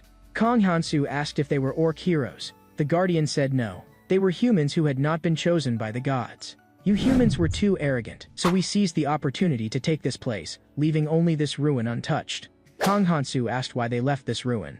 The guardian deity said it was to restrict the free passage of the strong. But as long as he was here, their city could never be rebuilt. "So you must die here." Big words from you. But before that, one more question. Is there any treasure here? The guardian deity said there were only starter weapons prepared for heroes here. Kong Hansu wondered whether that damned goddess could be dealt with using starter weapons. Just then, the orc launched a sudden attack. Kong Hansu unleashed his newly created sword style. A silhouette flashed by, and countless strikes followed. The guardian deity was amazed. He had achieved this level in just a single day. Wait, is he searching for the exit? "I will never let you leave here alive. Die." Kong Hansu ducked to evade. He had been fixated on that spot since yesterday. He sent him flying with a single kick. In an instant, a hole opened behind the orc, and then it sucked him in. So this was the exit. How nice to solve the problem without fighting, since he never thought he could beat him. Since he could not level up anyway, there was no need to work that hard. All he needed was to get the treasure. The scene shifted. The god excitedly pointed to a spot, saying the treasure was right there. Kong Hansu was doubtful. Could there really be treasure in a place this desolate? He approached, half believing, half doubting. Was this the so-called treasure? He picked up a longsword, and the god said it was an entry-level holy sword. A very ordinary longsword, but covered in a sacred aura. Kong Hansu wondered why a holy sword would be tossed here. The god said only heroes could lift a holy sword. Then the holy sword in Kong Hansu's hand grew unbearably heavy. What was going on? Was it because he was a cursed hero? Kong Hansu immediately snapped the longsword in two. Since he could not use it, other heroes could forget about using it too. Then he proceeded to break the nearby holy swords on the spot. Suddenly, Kong Hansu found that the holy sword in his hand was not heavy. The god explained that it was a defective product. Kong Hansu broke all the holy swords on the spot. Now there's only this one sword left, so it's not a defective product anymore, right? The god expressed admiration for his logic. But then Kong Hansu received a curse from the holy sword. Kong Hansu thought, all he did was snap a few junk swords. Did he really deserve this curse? Holy sword, the maker's blood and tears have strengthened all the holy swords around you. You will find it much harder to destroy them. Is this really a curse, actually strengthening a defective product? But he thought the maker probably never imagined a hero would damage a holy sword. Now there was only a single holy sword strengthened by a curse. Next, let's get out of here first. Although I remember the exit is here, how should I open it? Damned human. Kong Hansu looked to the side in puzzlement, and saw a figure charging straight at him. It was the guardian deity back again. But why had he gotten so much thinner? Looks like you lost most of your power after leaving the ruin. But I won't obediently let you return here. The orc leapt into the air. Out of my way. Kong Hansu thought this was a good chance to test the holy sword's power. He slowly drew the holy sword, and with a single horizontal cut, he severed his left arm on the spot. Kong Hansu said it looked like this time it was the other side's turn to lose an arm. Damn human. Everything I've lost, along with the lives of 300,000 of my kin, today will be repaid with your life. Then I'll be waiting and watching. Then Kong Hansu swung with all his might and cut him down on the spot. Looks like over this single day, your strength hasn't improved at all. And at this moment, the god said it was not over yet. The orc instantly returned to his original form. But before he could speak, Kong Hansu pinned him to the ground. This should be the end, right? But in the next second, the orc turned into liquid and wrapped around Kong Hansu's hand. Kong Hansu was shocked. What was going on? Right, if I throw him into the exit in this state, he'll definitely die. But then the orc immediately surrendered, saying he would do anything as long as he was not thrown out of the ruin. Kong Hansu asked if he could do anything. Of course. You want to leave, right? I can move the ruined entrance and exit to around the holy sword. But only a hero can lift the holy sword. Kong Hansu asked if he meant this. Yes, that's it. You're actually a hero. Show me your status window. Then the window displayed Green Guardian. Kong Hansu wondered why he had the hero's curse. The orc explained it was because killing a hero would earn you that curse. And what is the ruin's curse? Ruin. You will be bound here forever. Any act that damages the ruin is forbidden. It's like a contract. Here I can become immortal, but I will become the final opponent to test novice heroes. So you're not the guardian? The orc said he was only the orc's guardian, protecting their homeland. But I still lost. Seeing the orc sniffling and crying, Kong Hansu suddenly thought of Cogmos. Honored hero, aren't you leaving here yet? Didn't you say you wouldn't let me leave here? No, I hope you can leave as soon as possible. Then I demand to take that group of people with me. The orc said that although humans who knew about the ruin could not be allowed to leave, he could not refuse the honored hero's request. Then Kong Hansu shouted, "We're going home." At that moment, an exit suddenly appeared before them. Kong Hansu had a sense of déjà vu. Could something be about to go wrong again? Esteemed outsider god, please help me check the exit. But the god expressed displeasure at this. Please show a little mercy to your pitiful apostle. The god happily responded, saying it would be allowed this once, but not again. The humans beside him looked worried. The god said the orc was very safe. Kong Hansu asked how he should return here. The orc said he only needed to speak to the holy sword. He would hear it. Then I'll trust you this once. Then a beam of golden light flared, and when Kong Hansu opened his eyes again, he found himself in an unfamiliar environment. Then Kong Hansu noticed the holy sword hanging on the wall. Wait, you all go back. Outsider god, are you sure this place is safe? The god said it was safe for now. Kong Hansu asked if she meant it would become dangerous later. It will be very dangerous. Then should we leave here first? But what is that? Why would this be in a place like this? Meanwhile, the saintess arrived at the underground prison in the hunter's village. She said she was here to investigate the massacre in the hunter's village. I heard a female elf counselor is imprisoned here. Is that true? Absolutely true, Lady Saintess. The saintess thought to herself that this was quite a mess. The Flame Guardian Celeblis, although her combat power was not strong, the beasts she reared were very strong. Especially the phoenix that made her the Flame Guardian. We cannot tolerate acts that incite conflict between humans and elves. However, the victim said she would not pursue the matter further. The Sengus asked what that outsider actually looked like. The villager said that person was already dead. I asked what he looked like. The villager said he had short hair, and looked quite similar to the visiting hero. Alright, I understand. Then the Saintess dismissed the villagers. Lady Saintess, that undead is definitely him. Although we don't know how he managed to survive. Could he have received a god's blessing? The Saintess said that even with a god's blessing, someone at level 1 could not possibly defeat a werewolf. And the two heroes who died before are the best example. But all the gods are with us, then who gave him a blessing? But if the owner of the backpack and the undead are the same person, won't we be in great danger once the heroes learn the truth? The Saintess said it did not matter. The other heroes were still within her control. At this moment, the goddess said she felt very uneasy. Don't worry, at least you haven't been discovered yet. And all information related to him has been cleaned up completely. Immediately, another message came in. News of the elimination match seemed to have leaked. The Sanctus said she already knew. Didn't this make things even more interesting? However, that hero named Jang Mian had been unusually active lately, and she was very much looking forward to her performance. Elsewhere, Kong Hansu returned to the city carrying a big sack of spoils. That damn orc actually sent me to such a dangerous place. Hogmos asked when he had come back, while Kong Hansu was curious why Hogmos had not left. Hogmos said he had meant to leave yesterday, but missed the timing because someone showed up. Kong Hansu asked if he had run into the Saintess. Hogmos said how could that be? If he met the Saintess, he would already be dead. He is Arceus, the first heir to the throne of the Knight's Kingdom, and ranks 3rd in strength in the entire kingdom. And the noble ladies told me the prince wants to meet you. You must not say anything reckless, or my demon identity will be exposed very quickly. He's a paladin, because he's under the Saintess's protection. Kong Hansu said this had nothing to do with him. Didn't I say the prince wants to meet me? And you can't even communicate with them. Just then, a rapid knocking at the door interrupted their conversation, and the two noble ladies came walking straight in. Cogmos had not even informed them. It seemed they were very concerned about Kong Hansu. At this moment, the god expressed Kong Hansu's displeasure. Kong Hansu wondered if they had come to ask him to help them level up.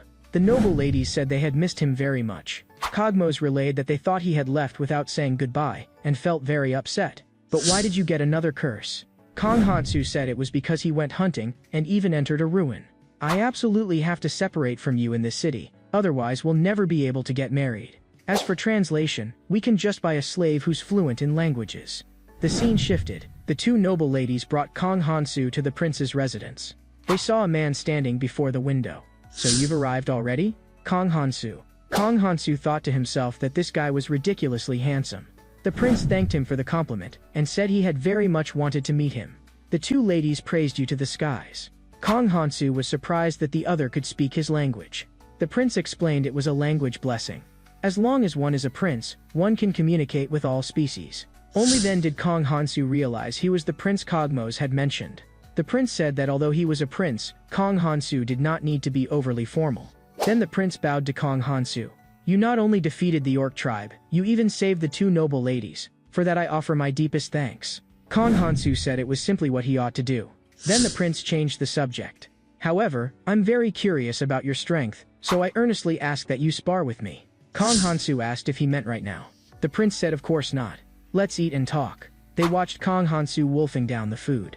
The prince asked what was going on with the hero's curse on him. Kong Hansu asked whether he believed that he had once saved an elf from a hero. So that's the origin of the elf's blessing? But do you still remember what that hero looked like? Kong Hansu said he was sorry. He had struck him in the face right at the start, so he did not remember. The prince said it was fine. A little investigation would reveal it soon enough. Although I don't know what may happen, I offer my apologies to that friend. By the way, the orcs on the plains have lately all but vanished. Do you know the reason for this? Could it be because I killed too many orcs? The prince said of course not. An individual's power is limited. I was the one who wiped them out. Hearing this, the ladies were instantly stunned, while only Kong Hansu calmly replied, maybe it was him. The prince said this was truly interesting. He wanted to understand Kong Hansu more and more. The scene shifted to outside the house, and the prince said they would end tonight's gathering with a spar. However, I'm very curious, just how strong are you at level 1? Thank you for giving me this chance to spar. Kong Hansu said it was nothing remarkable. But to be safe, he decided not to reveal the holy sword. The prince said this was actually an elven treasured sword. I'm just giving a little demonstration. If we bring out weapons for a simple match, that would be a bit much, so let's use this. A red aura enveloped his fingertip, and this drew shocked looks from everyone. The prince was extremely surprised. The technique he had mastered only after injuring himself countless times was used so effortlessly by the other party. Kong Hansu said it was actually the same for him. He's only level 1, so why is his strength so great? The prince decided to present his spare longsword to him as a gift. I'll allow you to make the first move. Kong Hansu said he would gladly accept. As a return gesture, he decided to use his full power as well. Kong Hansu raised the longsword in one hand, and a surge of red power began to gather. Take this. With a single slash from Kong Hansu, a column of red energy shot into the sky, instantly causing a massive shockwave. Kong Hansu thought, crap, I think I overdid it. That looks like an exit. I should run first and talk later. I'm really very sorry. Why was my reaction so slow? Under his power, I actually felt so helpless. Kong Hansu is truly an interesting fellow. At this time, the two ladies asked if the prince was alright. The prince said he was fine. But the world is truly vast. He seemed quite shocked too, and immediately ran off. Perhaps he was afraid of hurting me. But I want to apologize to him. Would you be willing to help me? He should be at the inn. We'll go back and check first, and inform you shortly. The prince seemed to have rediscovered the excitement of when he first learned the sword. Meanwhile, the sanctus discovered that someone had been in her room. There's definitely an intruder here. You all go out first. No one comes in without my permission. But the next second, the sanctus froze on the spot, for the room was already empty of everything. Even the holy sword hanging on the wall was nowhere to be seen. The sanctus thought the other things were one thing, but even the evidence of the goddess's lies had disappeared. Then the sanctus summoned the goddess, and said that Kong Hansu's backpack was missing. Someone had entered her room and taken it. You should have destroyed it earlier.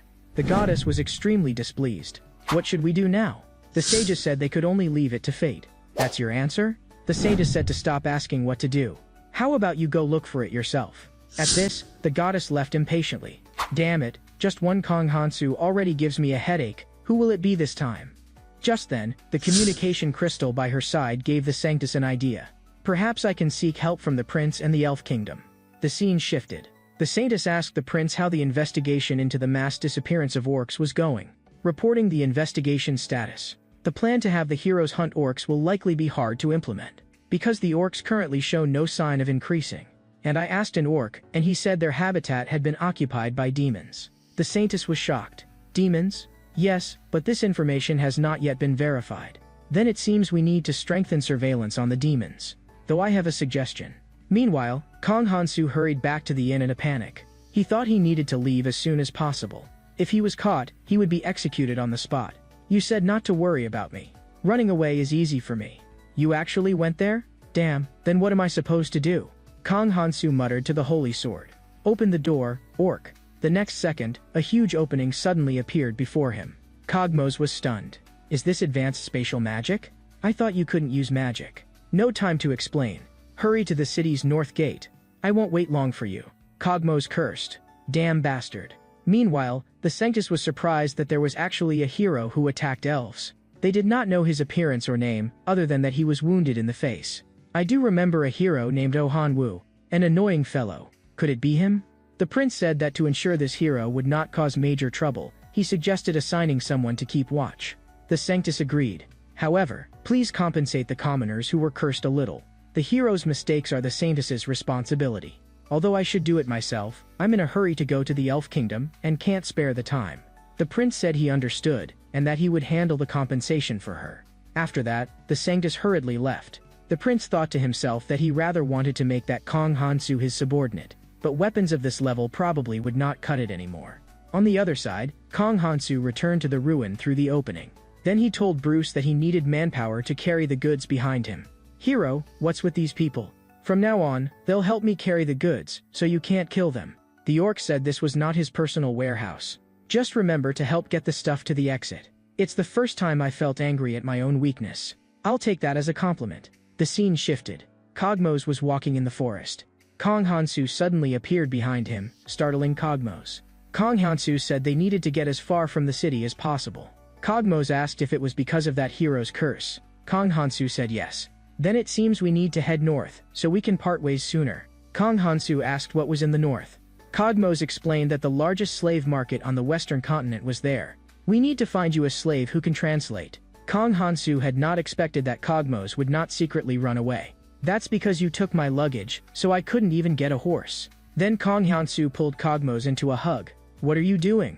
Kong Hansu said that this way they could reach the destination faster, right? Unbelievable. I'm actually being held by a human. The scene shifted. The two were happily eating breakfast. It's not as tasty as at the prince's, but it's passable. Cogmos had not expected that Kong Hansu could use cooking magic, too. Kong Hansu said that was only because he had seen too little. Alright, finish up and let's get moving. A moment later, they arrived at the largest slave market on the western continent. Kong Hansu sighed that it was truly a beautiful city. But don't they need to inspect us? Cogmos said that was because this city had huge foot traffic. If inspections were thorough, the city would collapse. I won't run away for the time being, so can you return my luggage to me? Kong Hansu said no way. He would return it only after helping himself find a slave. Then Kong Hansu shouted at the holy sword. Please send the brown pouch over to me. Right after, the little pouch was actually teleported over. Cogmos wondered if this was a magic sword.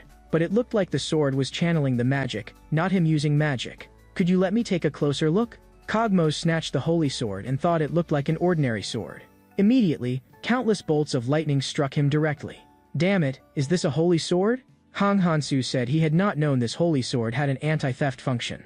Letting a demon touch a holy sword, knew it. If he handed me the sword that easily, he definitely had bad intentions. But why can't you lift the holy sword? Kong Hansu said it was a defective holy sword. Then it seems to suit you well. Say that again, I dare you. The scene shifted. Kong Hansu lamented that his dream had been shattered.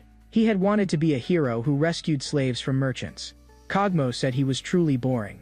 Could he think about something normal? Come with me. In the slave market, there were 4 main types: humans, elves, dwarfs, and mermaids. But what affected their price was not skills, but level.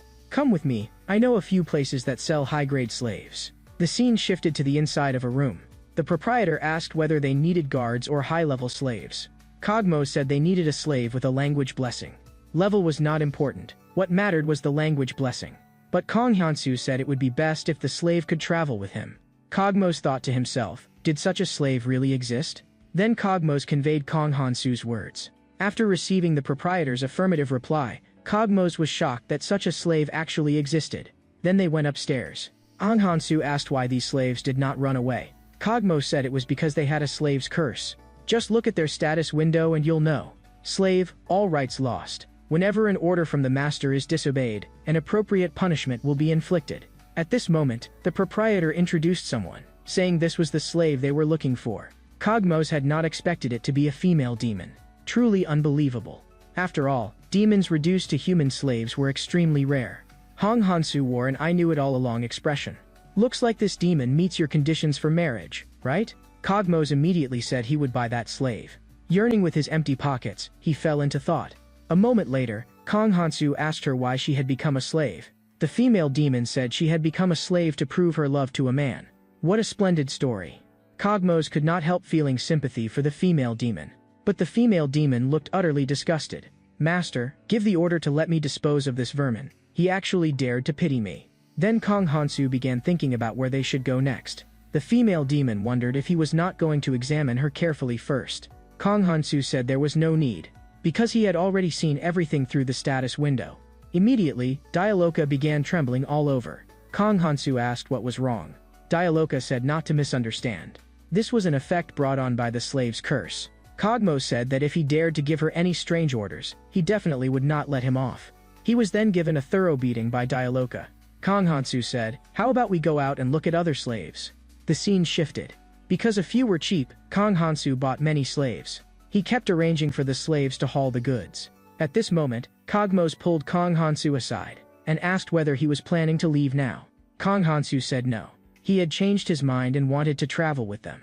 The next second, an arrow shot straight into Cogmos. Dialoka said that although she very much wanted to kill him, it seemed someone had acted before her. Attacked in broad daylight. What a wonderful world this is. Kong Hansu felled the ambusher with a single punch. But this caused a huge commotion. Before long, soldiers rushed over to arrest him. We should run for it now. You being a slave doesn't matter, but this demon mustn't be caught by them. Dialoka asked if she should kill him. Kong Hansu said they should escape first and see. The scene shifted to the outskirts. Dialoka asked Cogmos how long he was going to keep sleeping. "You weakling." Cogmos said he had only been careless for a moment. Dialoka sneered. "Is admitting your own weakness such a difficult thing?" Cogmos was left speechless by the retort, and Kong Hansu sighed that it had truly been a busy day. Suddenly, Dialoka's magical hand struck out. But Kong Hansu caught it in one grab. "You didn't think I had no defenses at all, did you? Damn it." Right after, another attack came from her. Kong Hansu countered with a punch. The next second, Dialoka's left hand actually broke on the spot. Dialoka could hardly believe it. Was the other really just a level 1 human? Kong Hansu said that if he were not, would she have let down her guard so easily? "You're nothing more than a human. Then let me show you my true strength." Then came a fierce barrage. Even Dialoka was struggling to withstand it. But soon she seized an opening and launched her attack. Kong Hansu had not expected he was still careless. This would probably hurt, right? In an instant, Kong Hansu's left arm was wrenched off on the spot. Dialoka said that this degree of injury was meaningless to a demon. Hurry and give the order to release her restraints. Then she might consider helping treat his wound. However, Kong Hansu only gave a contemptuous smile. He said that this little bit of damage did not even sting. Then they saw Dialoka immediately regenerate her injuries. Since both sides could regenerate, they would fight until one side was beaten to death. Dialoka asked if that counted as an order. At this point, Cogmo said he wanted to help Dialoka, but he was knocked down by Kong Hansu with a single sword stroke. "You bastard, actually siding with an outsider against your own." Dialoka thought this demon was impressive in his own way. He could make people hate him so much. She immediately launched an attack on Cogmos, but Kong Hansu raised a hand to block it. Dialoka said she hated traitors the most. "But aren't you a traitor yourself?" "I'm just a slave. I never swore I would be loyal to you." Next, two massive forces crashed into each other. Dialoka found that her recovery speed could no longer keep up with the rate she was getting injured. "Just what kind of thing is this Kong Hansu?" Kong Hansu said they were only just getting started. Then he kicked toward Dialoka. Kong Hansu had not expected that she could take it quite well. Right after, Dialoka actually unfurled a pair of wings. Kong Hansu said he would kill her before she could take off. Unexpectedly, Dialoka planted a foot on his fist and leapt forcefully into the air. "It looks like she's already reached her limit. Then this will be my final strike." At the same time, it would also be Dialoka's final strike. Just when Kong Hansu thought victory was in his grasp, he seemed to see something extraordinary. The next second, Kong Hansu took Dialoka's final blow head-on. When he came back to his senses, he realized he had lost. At that moment, the god was venting its displeasure at him. Dialoka said that if the master woke up, please trouble him to give her a new set of clothes. Then Kong Hansu gave her a set of clothes. Dialoka said that in fact she had lost this fight. "You're really strong. If it had been that demon, I would have chopped him into 8 pieces long ago. Besides, I think you deliberately lost to me at the end. In that case, since you lost, shouldn't you pledge your loyalty to me? Pledge loyalty to a human? That's impossible." Just now, Dialoka had said she would not acknowledge that fellow as her master. That would be a lifelong disgrace to a demon. However, as compensation, she could give him a hug. Elsewhere, the Saintess was vexed over the orc's impending extinction. "So you called me here just for this matter?" "Not entirely." There sat a female elf counselor before her. "Since you mentioned the forest, I instead want to know what he is doing right now." "So, you want me to find out who the culprit is?" "That's right. Can you do it?" "He's not the one I'm looking for, but this little matter is doable. This little one will help." "With all due respect, does it really have that capability?" "This is a special slime. However, what clues can you provide?" "This is the scene of the incident. Please help me find the thief who broke into my room." The slime instantly turned golden, its body blooming with light, then it gave a conclusion. "The intruder escaped through the holy sword on the wall." Worst case, could it have been the hero? "Looks like the Saintess has already realized who did it. Thanks to your help, what can I do for you?" "I plan to enter the Magic Academy, and hope to receive some support from Lady Saintess then." "You want to go to the Magic Academy as a course instructor?" "Yes. Ever since I was imprisoned, I truly realized my lack of strength. I tried to gain experience through hunting, but found it didn't suit me at all. I hate fighting.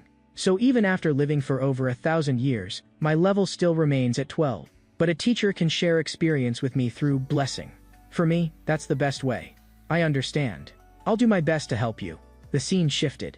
Kong Hansu arrived in the city. "I didn't expect Cogmos really left. Just you wait. Before I become stronger, I absolutely won't come back." At this moment, the god urged him to simply abandon that female demon.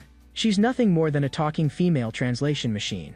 To express its displeasure, the god chose to run away from home. It really ran off. "Hey, outsider god, are you still there?" Meanwhile, the god was silently watching all this. Suddenly, a notice at the side caught his eye. Elimination Tournament Champion Reward, Holy Sword. Outstanding contestants in the Elimination Tournament will gain the opportunity to enter the Magic Academy. The god immediately let his imagination run wild. Elsewhere, Kong Hansu arrived at an inn and stared at the outsider blessing on the wall for a long time. If the blessing is still here, it means the god hasn't abandoned us.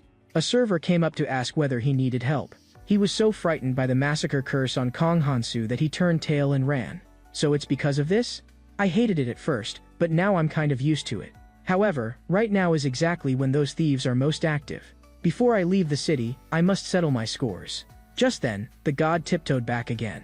"You came back sooner than I expected." The god proudly announced that it had just completed a solitary journey.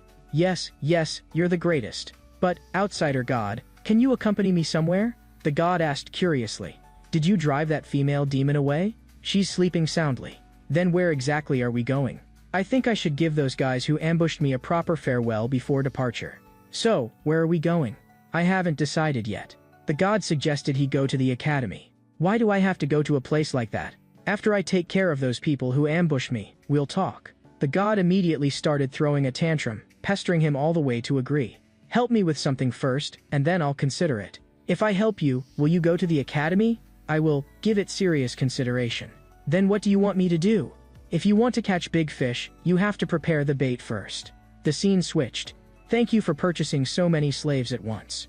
The god asked Kong Hansu whether he wanted to buy a few more. "That's enough.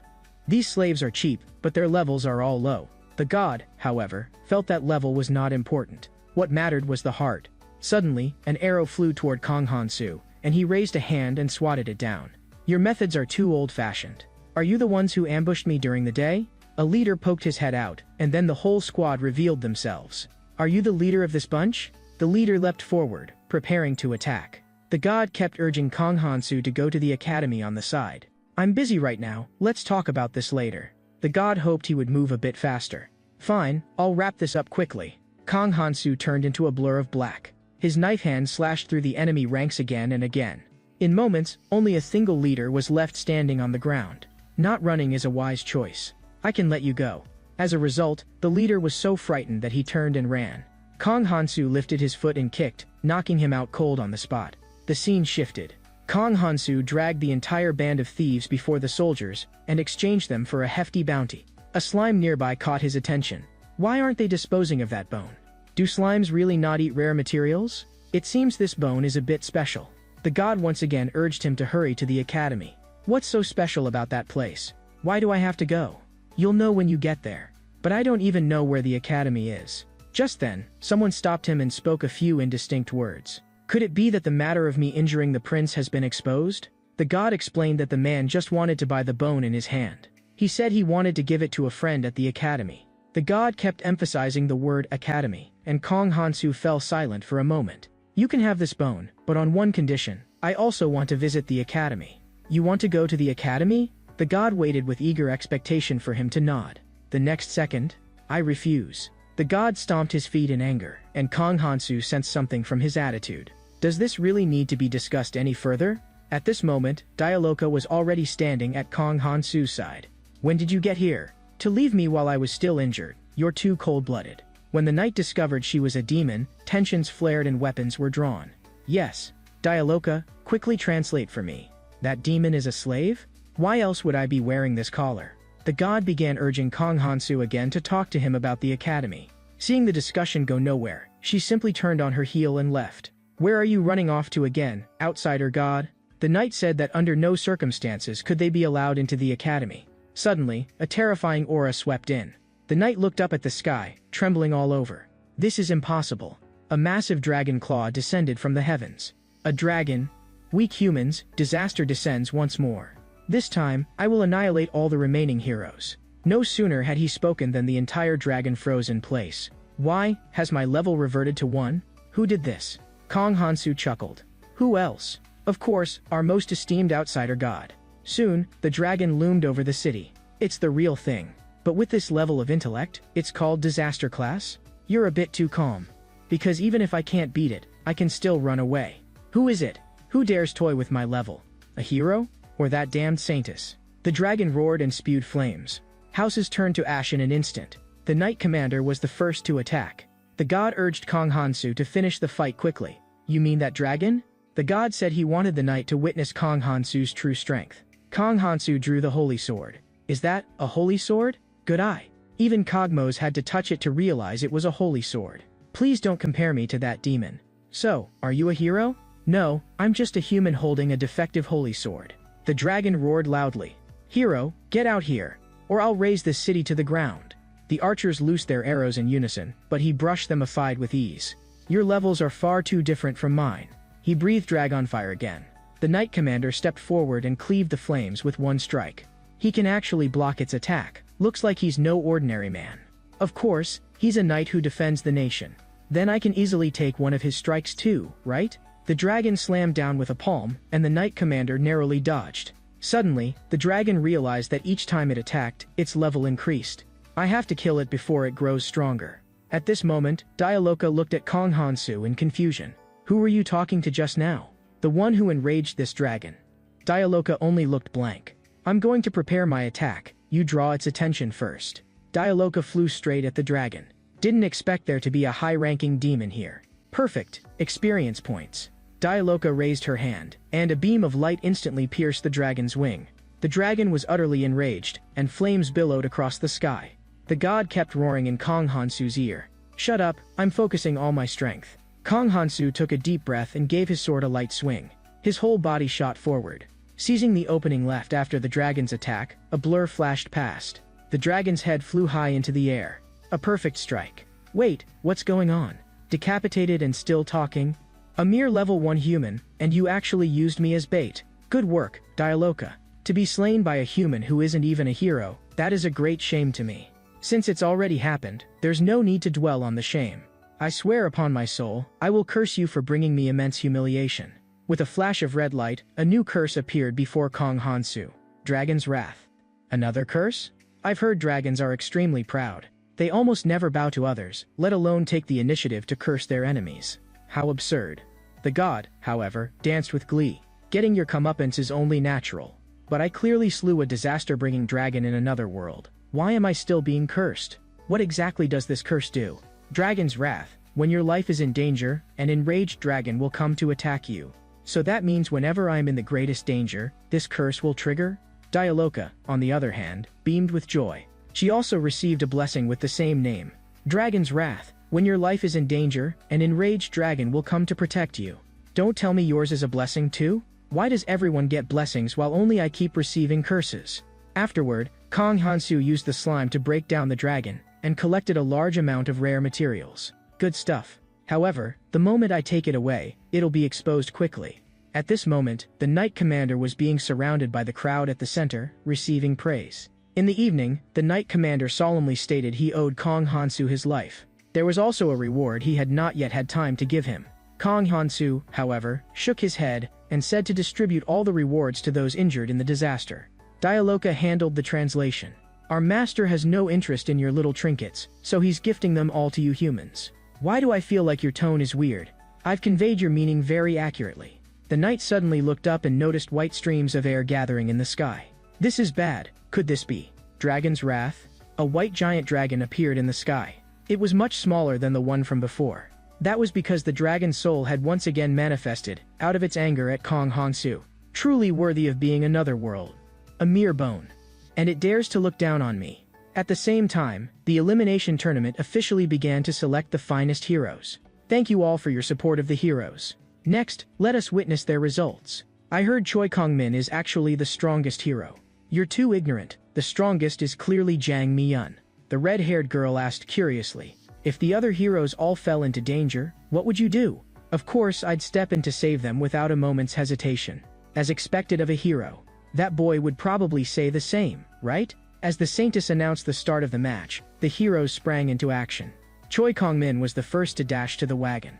He already knew the task was to capture orcs, so he had parked the wagon at the city gate from the start. The black-haired girl grabbed the red-haired girl, activated the dash blessing, and sprinted toward the destination. Dash, charged toward the target at extreme speed, cannot slow down before reaching the destination. I didn't expect Choi Kongmin and Yubora to have already set off. I thought we were fast. We absolutely can't fall behind now. Meanwhile, the Saintess received a report. In the northern city of the Night Kingdom, the Crimson Dragon King Alkaiser has appeared. Is it really the Dragon King? Are you sure? Upon comparison, it's an exact match for the Dragon King the Saintess slew hundreds of years ago. If I recall, I dealt with it together with a hero back then. But it was clearly dead at the time. Could it be that a god resurrected it? Impossible. All the gods are watching the tournament right now. Was it to increase the hero's difficulty? But the heroes aren't there. Could it be the hero Kong Han-su? There is a god by his side who can block the goddess's observation. Could it be him? Before the situation gets out of control, I must go personally. Your Holiness, the Crimson Dragon King has already been slain. What nonsense are you talking? Although the report isn't fully confirmed, the Dragon King's aura has completely vanished. Then it can't be the Dragon King. No one can defeat him alone. Forget it, we'll investigate later. For now, focus entirely on the elimination tournament. Elsewhere, Oh Han-woo tried to hitch a ride on a wagon, but was mercilessly refused. At this moment, Julia asked him, "Don't heroes need to participate in the tournament?" Oh Han-woo used see-through to observe Julia, but learned nothing. See-through can view all of an enemy's statuses, with a high chance to discover weaknesses and secrets. Damn it, she has a curse on her, so I can't see anything. So he activated another blessing, special. The next second, Julia turned and said she would give him a ride. I'll get you to your destination as quickly as possible. Meanwhile, the city was suffering devastating blows. Master, what on earth is happening? At this moment, two bone dragons were clashing above the city. Damn it, what kind of situation is this? Facing a massive bone dragon rushing at him, Kong Han-su cut it down in an instant. But in the next second, countless curses activated simultaneously, and swarms of bone dragons materialized in the air. They all pounced toward him. Meanwhile, a bone dragon lunged at the Knight Commander. With a single blow it severely wounded him, and knocked him to the ground. His blessing was triggered in response. A green-eyed bone dragon manifested in the air, and the two dragons immediately tangled with each other. Kong Han-su still could not figure out what principle this operated on. Dialoka, on the other hand, one-shot the bone dragon before her. Master, things are getting way too strange. The bone dragon that had been locked in combat suddenly crashed down beside Dialoka, knocking her out on the spot. Her blessing was triggered as well. Yet another bone dragon took to the sky. If this keeps up, the whole city will be destroyed. Then I'll clean up everything in front of me first. The scene shifted. All the bone dragons had been cleared out by Kong Han-su. So many bone dragons gathering in one place, truly unheard of. Do you really not know the relationship between this blessing and that curse? Could it be because of the outsider blessing on me? That every time I use that power it consumes life, thus triggering the dragon's wrath curse. And then the outsider blessing restores my life, forming a loop. Although the curse can only trigger a limited number of times, as long as my blessing activates, the count gets reset. Looks like I'll have to rein myself in from now on. Meanwhile, the slime decomposed an enormous amount of rare materials.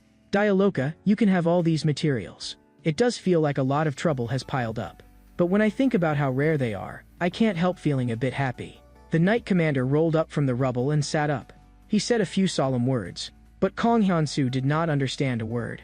He says he's very grateful that you defeated the Bone Dragon, and sincerely invites you to visit his home. Kong Han-su readily accepted the invitation. The next second, the surrounding crowd lunged madly at the rare materials. Looks like we need to leave quickly, or we'll be surrounded. Then let's hurry up and go. You look pretty happy. Well, we did haul in a mountain of rare materials. The scene shifted. Kong Han-su, this is my home. I didn't expect somewhere this luxurious outside the city. And you say that for a night, this already counts as modest? A massive manor came into view. This is way too modest. But why are you coming in with me? To translate for you, of course, so you don't cause any trouble. As the two were chattering away, the people inside the house were already observing them in secret. As an invited guest, Kong Han-su ate his fill with great satisfaction. Dialoka asked him whether he now understood the other party's true intent. So he wants me to accompany his eldest son to the academy, not the second one? That's right.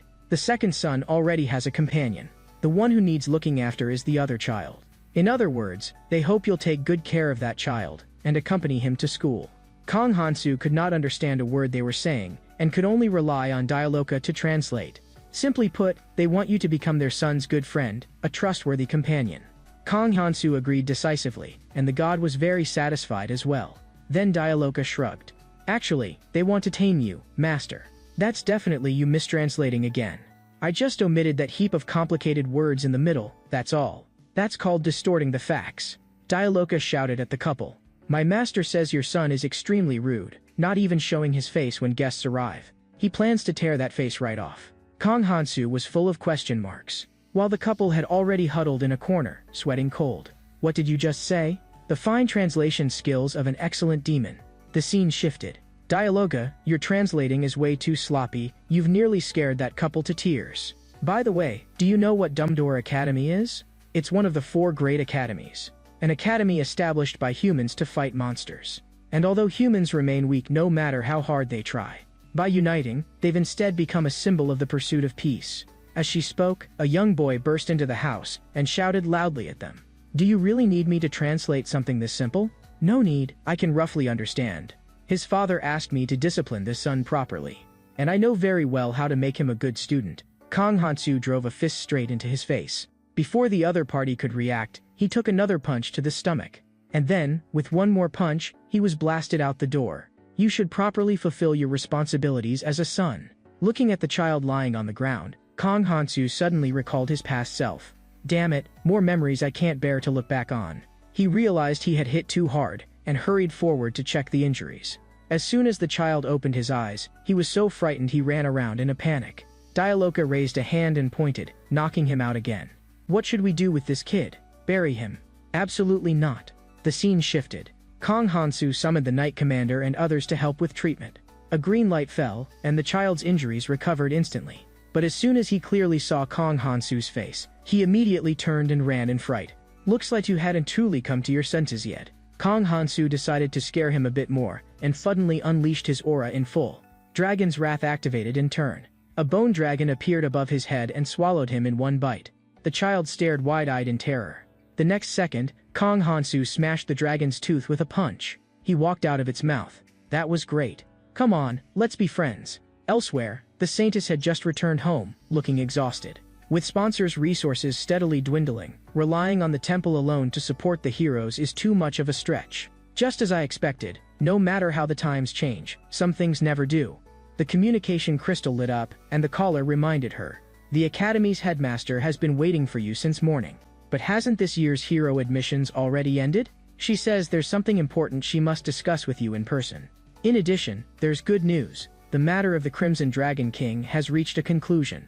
Although the city suffered heavy damage, casualties are minimal. That's finally a relief. Then let's talk about this next time. Connect me to the headmaster first. The headmaster's figure appeared in the crystal. Long time no see, Saintess. Has everything been going smoothly lately? Not smoothly, I'm swamped. As humanity's shield, you're still taking the initiative. Looks like everyone can relax and enjoy themselves. If that's all you've called to say, I'm hanging up. The headmaster hurried to the point. This year, we have high expectations for many freshmen. To that end, we plan to open the underground ruins to conduct research together with the heroes. The underground ruins? Sounds like you've already undone the seal? That's right. The Saintess fell silent for a moment. The underground ruins are a place where the gods once abused their power. That's why the treasures there possess unnatural power. Of course, great danger lurks there as well. But for the current heroes, they badly need new prey to spur their growth. It's settled. After the elimination tournament ends, let's head there together. After the call ended, she fell into thought once again. How many of those heroes will survive in the end? Meanwhile, Li Sha met Oh Han-woo through Julia's introduction. Thanks to you, I got to meet the legendary hero. Li Sha checked Oh Han-woo's status panel. He's only level 6, yet he has so many blessings. Could he really be a hero chosen by the gods? What do you think of this true hero? If I hadn't seen it with my own eyes, I'd probably find it hard to believe. The scene shifted. They were hunting orcs. Even though we and the hero took a shortcut to get here, we can't guarantee others didn't beat us to it. At that moment, Leisha spotted a few slimes. Looks like the orcs are nearby.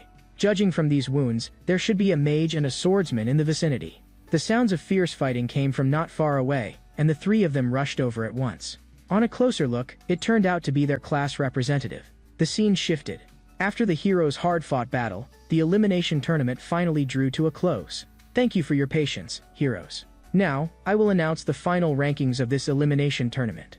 Meanwhile, Kong Hansu was heading to the academy together with the child.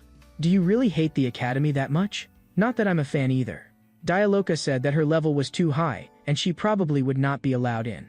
You're my slave now. I can figure out a way to bring you in with me. But wouldn't it be dangerous for me to stay at the academy? The god, however, did not care in the least. Still, you should tell me why I absolutely have to go to the academy. Even if the reason you give doesn't satisfy me, I won't run away at the last minute. The god left only one line. Go, and you'll find out. Not long after, they arrived at the academy. After a series of inspections, they finally managed to enter smoothly. The older brother, however, wore a pained expression. Back to this hellish place again. Kong Hansu's attention was drawn to a statue nearby. Rather than an academy, it's more like a training camp. There are lots of rules here, so you'd better be careful. Kong Hansu promised he would be. A girl beside them also said politely, "Please take care of me from now on." Selona, level 9, Blessing, F-rank warrior.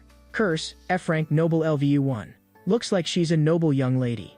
Not long after, Kong Hansu arrived at the admissions office. I didn't expect you're only level 1, yet you managed to pass all the academy's tests. Have you had contact with elves before? Kong Hansu only remembered that he had been shot by an elf's arrow. How interesting. Although his blessings and curses are a mess, the headmaster still stamped you as qualified. This year, an elf will be coming to teach at the academy. I hope you can become a pillar of the academy. Kong Hansu said he would do his best. If you need anything, I'll do my best to help resolve it. The scene shifted. The entrance tests ended. Kong Hansu stood at a crossroads, unsure where to go. So, should I head back to the dorm now? The god's suggestion was, you could go ask that statue. Why suddenly ask a statue? Before he could react, the god had already dragged him to the statue. Are you sure you want to ask a statue questions? The two people he had met earlier happened to pass by, and introduced that statue to Kong Hansu. He is an ancient hero and the founder of this academy. My little brother's dream is to become a person like that. Who would have thought even a god cares about him? Looks like it's necessary to make time to investigate. At this moment, someone called out to them. You're a freshman, right? Come put up the banner. What does the banner say? Of course, welcome to the academy, oh hero. So there really is a hero coming to the academy. Kong Hansu was stunned. The hero you mentioned wouldn't be them, right? Outsider god, should I run now? After all, the classmates were coming, which meant other gods would gather here as well. However, the god said he did not sense any other god's presence, and told him to relax. He also took the chance to praise the statue. This is a very respectable statue. A nearby student was annoyed by Kong Hansu's attitude, and wanted to teach him a lesson on the spot. Watching the two walk farther away, the woman softly told her companion not to worry. The scene shifted, and the two were taken to a secluded place. A coral nearby happened to catch his interest. It turned out this was a blind spot to the academy's surveillance. Anything that happened here, the academy would know nothing about. The next second, Kong Hansu grabbed the other's throat. Just what I wanted. He had been holding back for a long time. A portal opened behind him, and he drew a small hammer from within. Although making a move in the academy was a bit inappropriate, he still chose to knock them out with one blow. The two on the side were dumbfounded. Facing the aggressive red-haired woman, Kong Hansu likewise wasted no words. In a flash, he had her pinned against the wall. Classmate, please step aside. And thus, the freshman Kong Hansu's enrollment check-in was officially completed. The scene shifted. Kong Hansu and Dialoka were plotting that night's operation. They planned to infiltrate the academy at midnight. After that, the two went to a tavern, and walked straight up to a blonde man. Kong Hansu said he was introduced by a senior. Those so-called seniors were the two he had beaten up earlier that day, though that could not be mentioned for now. He stated his purpose. I need a way to slip into the academy without a sound. The blonde man initially had zero interest, and instead set his sights on Dialoka at the side. He had barely hinted his intentions when, the next second, he was kicked flying to the floor. The people in the tavern swarmed in. In less than a moment, they were all laid out. Only then did Kong Hansu realize he had forgotten to stop Dialoka from making a move. The scene shifted again. The two infiltrated the academy with ease. Even Kong Hansu had not expected the operation to go this smoothly. Dialoka was very curious why he had to come to the academy at this time of day. Because, he wants to investigate that statue. Padonicus was actually the hero's companion. But because he coveted the hero's woman, he was permanently banished. Harboring resentment toward the hero, he swore fealty to the Queen of the Night, became a vampire, and ultimately succeeded in abducting that swordswoman. Unexpectedly, Dialoka remembered these ancient legends in vivid detail. The god said the statue hid a clue, but Kong Hansu could not see any hint for the moment. Dialoka reminded him. Maybe she knows. There was no road or obstacle between Podonicus and that swordswoman. Podonicus's gaze was fixed on the swordswoman, but the swordswoman was looking elsewhere, as if reminding us that the true direction lies somewhere else. They followed the swordswoman's gaze in their search. Before long, they arrived at an open area. The ground was carved with a pattern of the nearby lake. Conducting a wide area search was nearly impossible. At this moment, Dialoka recalled a legend. It said a mermaid, after a long wait, eventually turned into a statue. She pointed in a certain direction. Looks like that's where the mermaid statue is. Is this the legendary mermaid? Dialoka intended to smash the statue outright, but was firmly stopped by Kong Hansu. This is a very important clue. Since we were guided here by the swordswoman's line of sight, there must be something hidden in the mermaid's gaze as well. He looked around along the mermaid's line of sight. The next second, the ring on his hand suddenly shone with golden light. That was actually a proposal spell commonly used by mages. Right after, a new blessing appeared before him. Forgive, upon seeing your merciful face, they will want to confess. The god's face instantly turned ugly. Kong Hansu, however, was a bit gratified. I finally got a proper blessing. But before they could enjoy it for long, they were surrounded 3 deep by a crowd. This area had long been designated a restricted zone. Noticing the high-ranking demon by Kong Hansu's side, they immediately judged that he was no ordinary person. Just then, Forgive activated. Kong Hansu simply offered them a sincere apology, and the other party actually forgave him one after another. After a couple of grumbles, they left. The scene jumped. The academy's opening ceremony officially began. Meanwhile, a new teacher took the stage. The legendary guardian of flame, an elder of the Elven Kingdom, Miss Celeblis. Seeing that familiar face, Kong Hansu instantly sank into past memories. Awful memories surfaced in a chain. The firebird stared straight at Kong Hansu. Did that bird just make eye contact with me? Faced with such a beautiful elven teacher, the whole hall instantly erupted. The host announced that the headmaster would now give the address. The headmaster began. This year's coursework will be extremely heavy, and the heroes will soon be joining us as well. The audience immediately boiled over. Next, she announced a brutal rule. All students would be split into upper and lower classes. The method is simple: duel each other until the numbers are halved. As soon as she finished, the entire hall plunged into a brawl. Kong Hansu was quite satisfied with this approach. Next, it was his time to shine. A furious roar rang out, and everyone scattered in fear before his aura. All of you, get to the lower class. The god silently prayed for these students on the side. The scene shifted. Kong Hansu made it into the upper class without issue. Students could choose one of two: the night course or the magic course. They also selected a prince named Rizel as class rep. Hearing the words, class rep, Kong Hansu suddenly fell into remembrance. I wonder what that guy is doing now. Meanwhile, the elimination tournament champion, Choi Kongmin, stood on the award stage and reached out to receive the legendary holy sword. He declared, I want to become stronger. The next second, he was sucked into a sudden portal.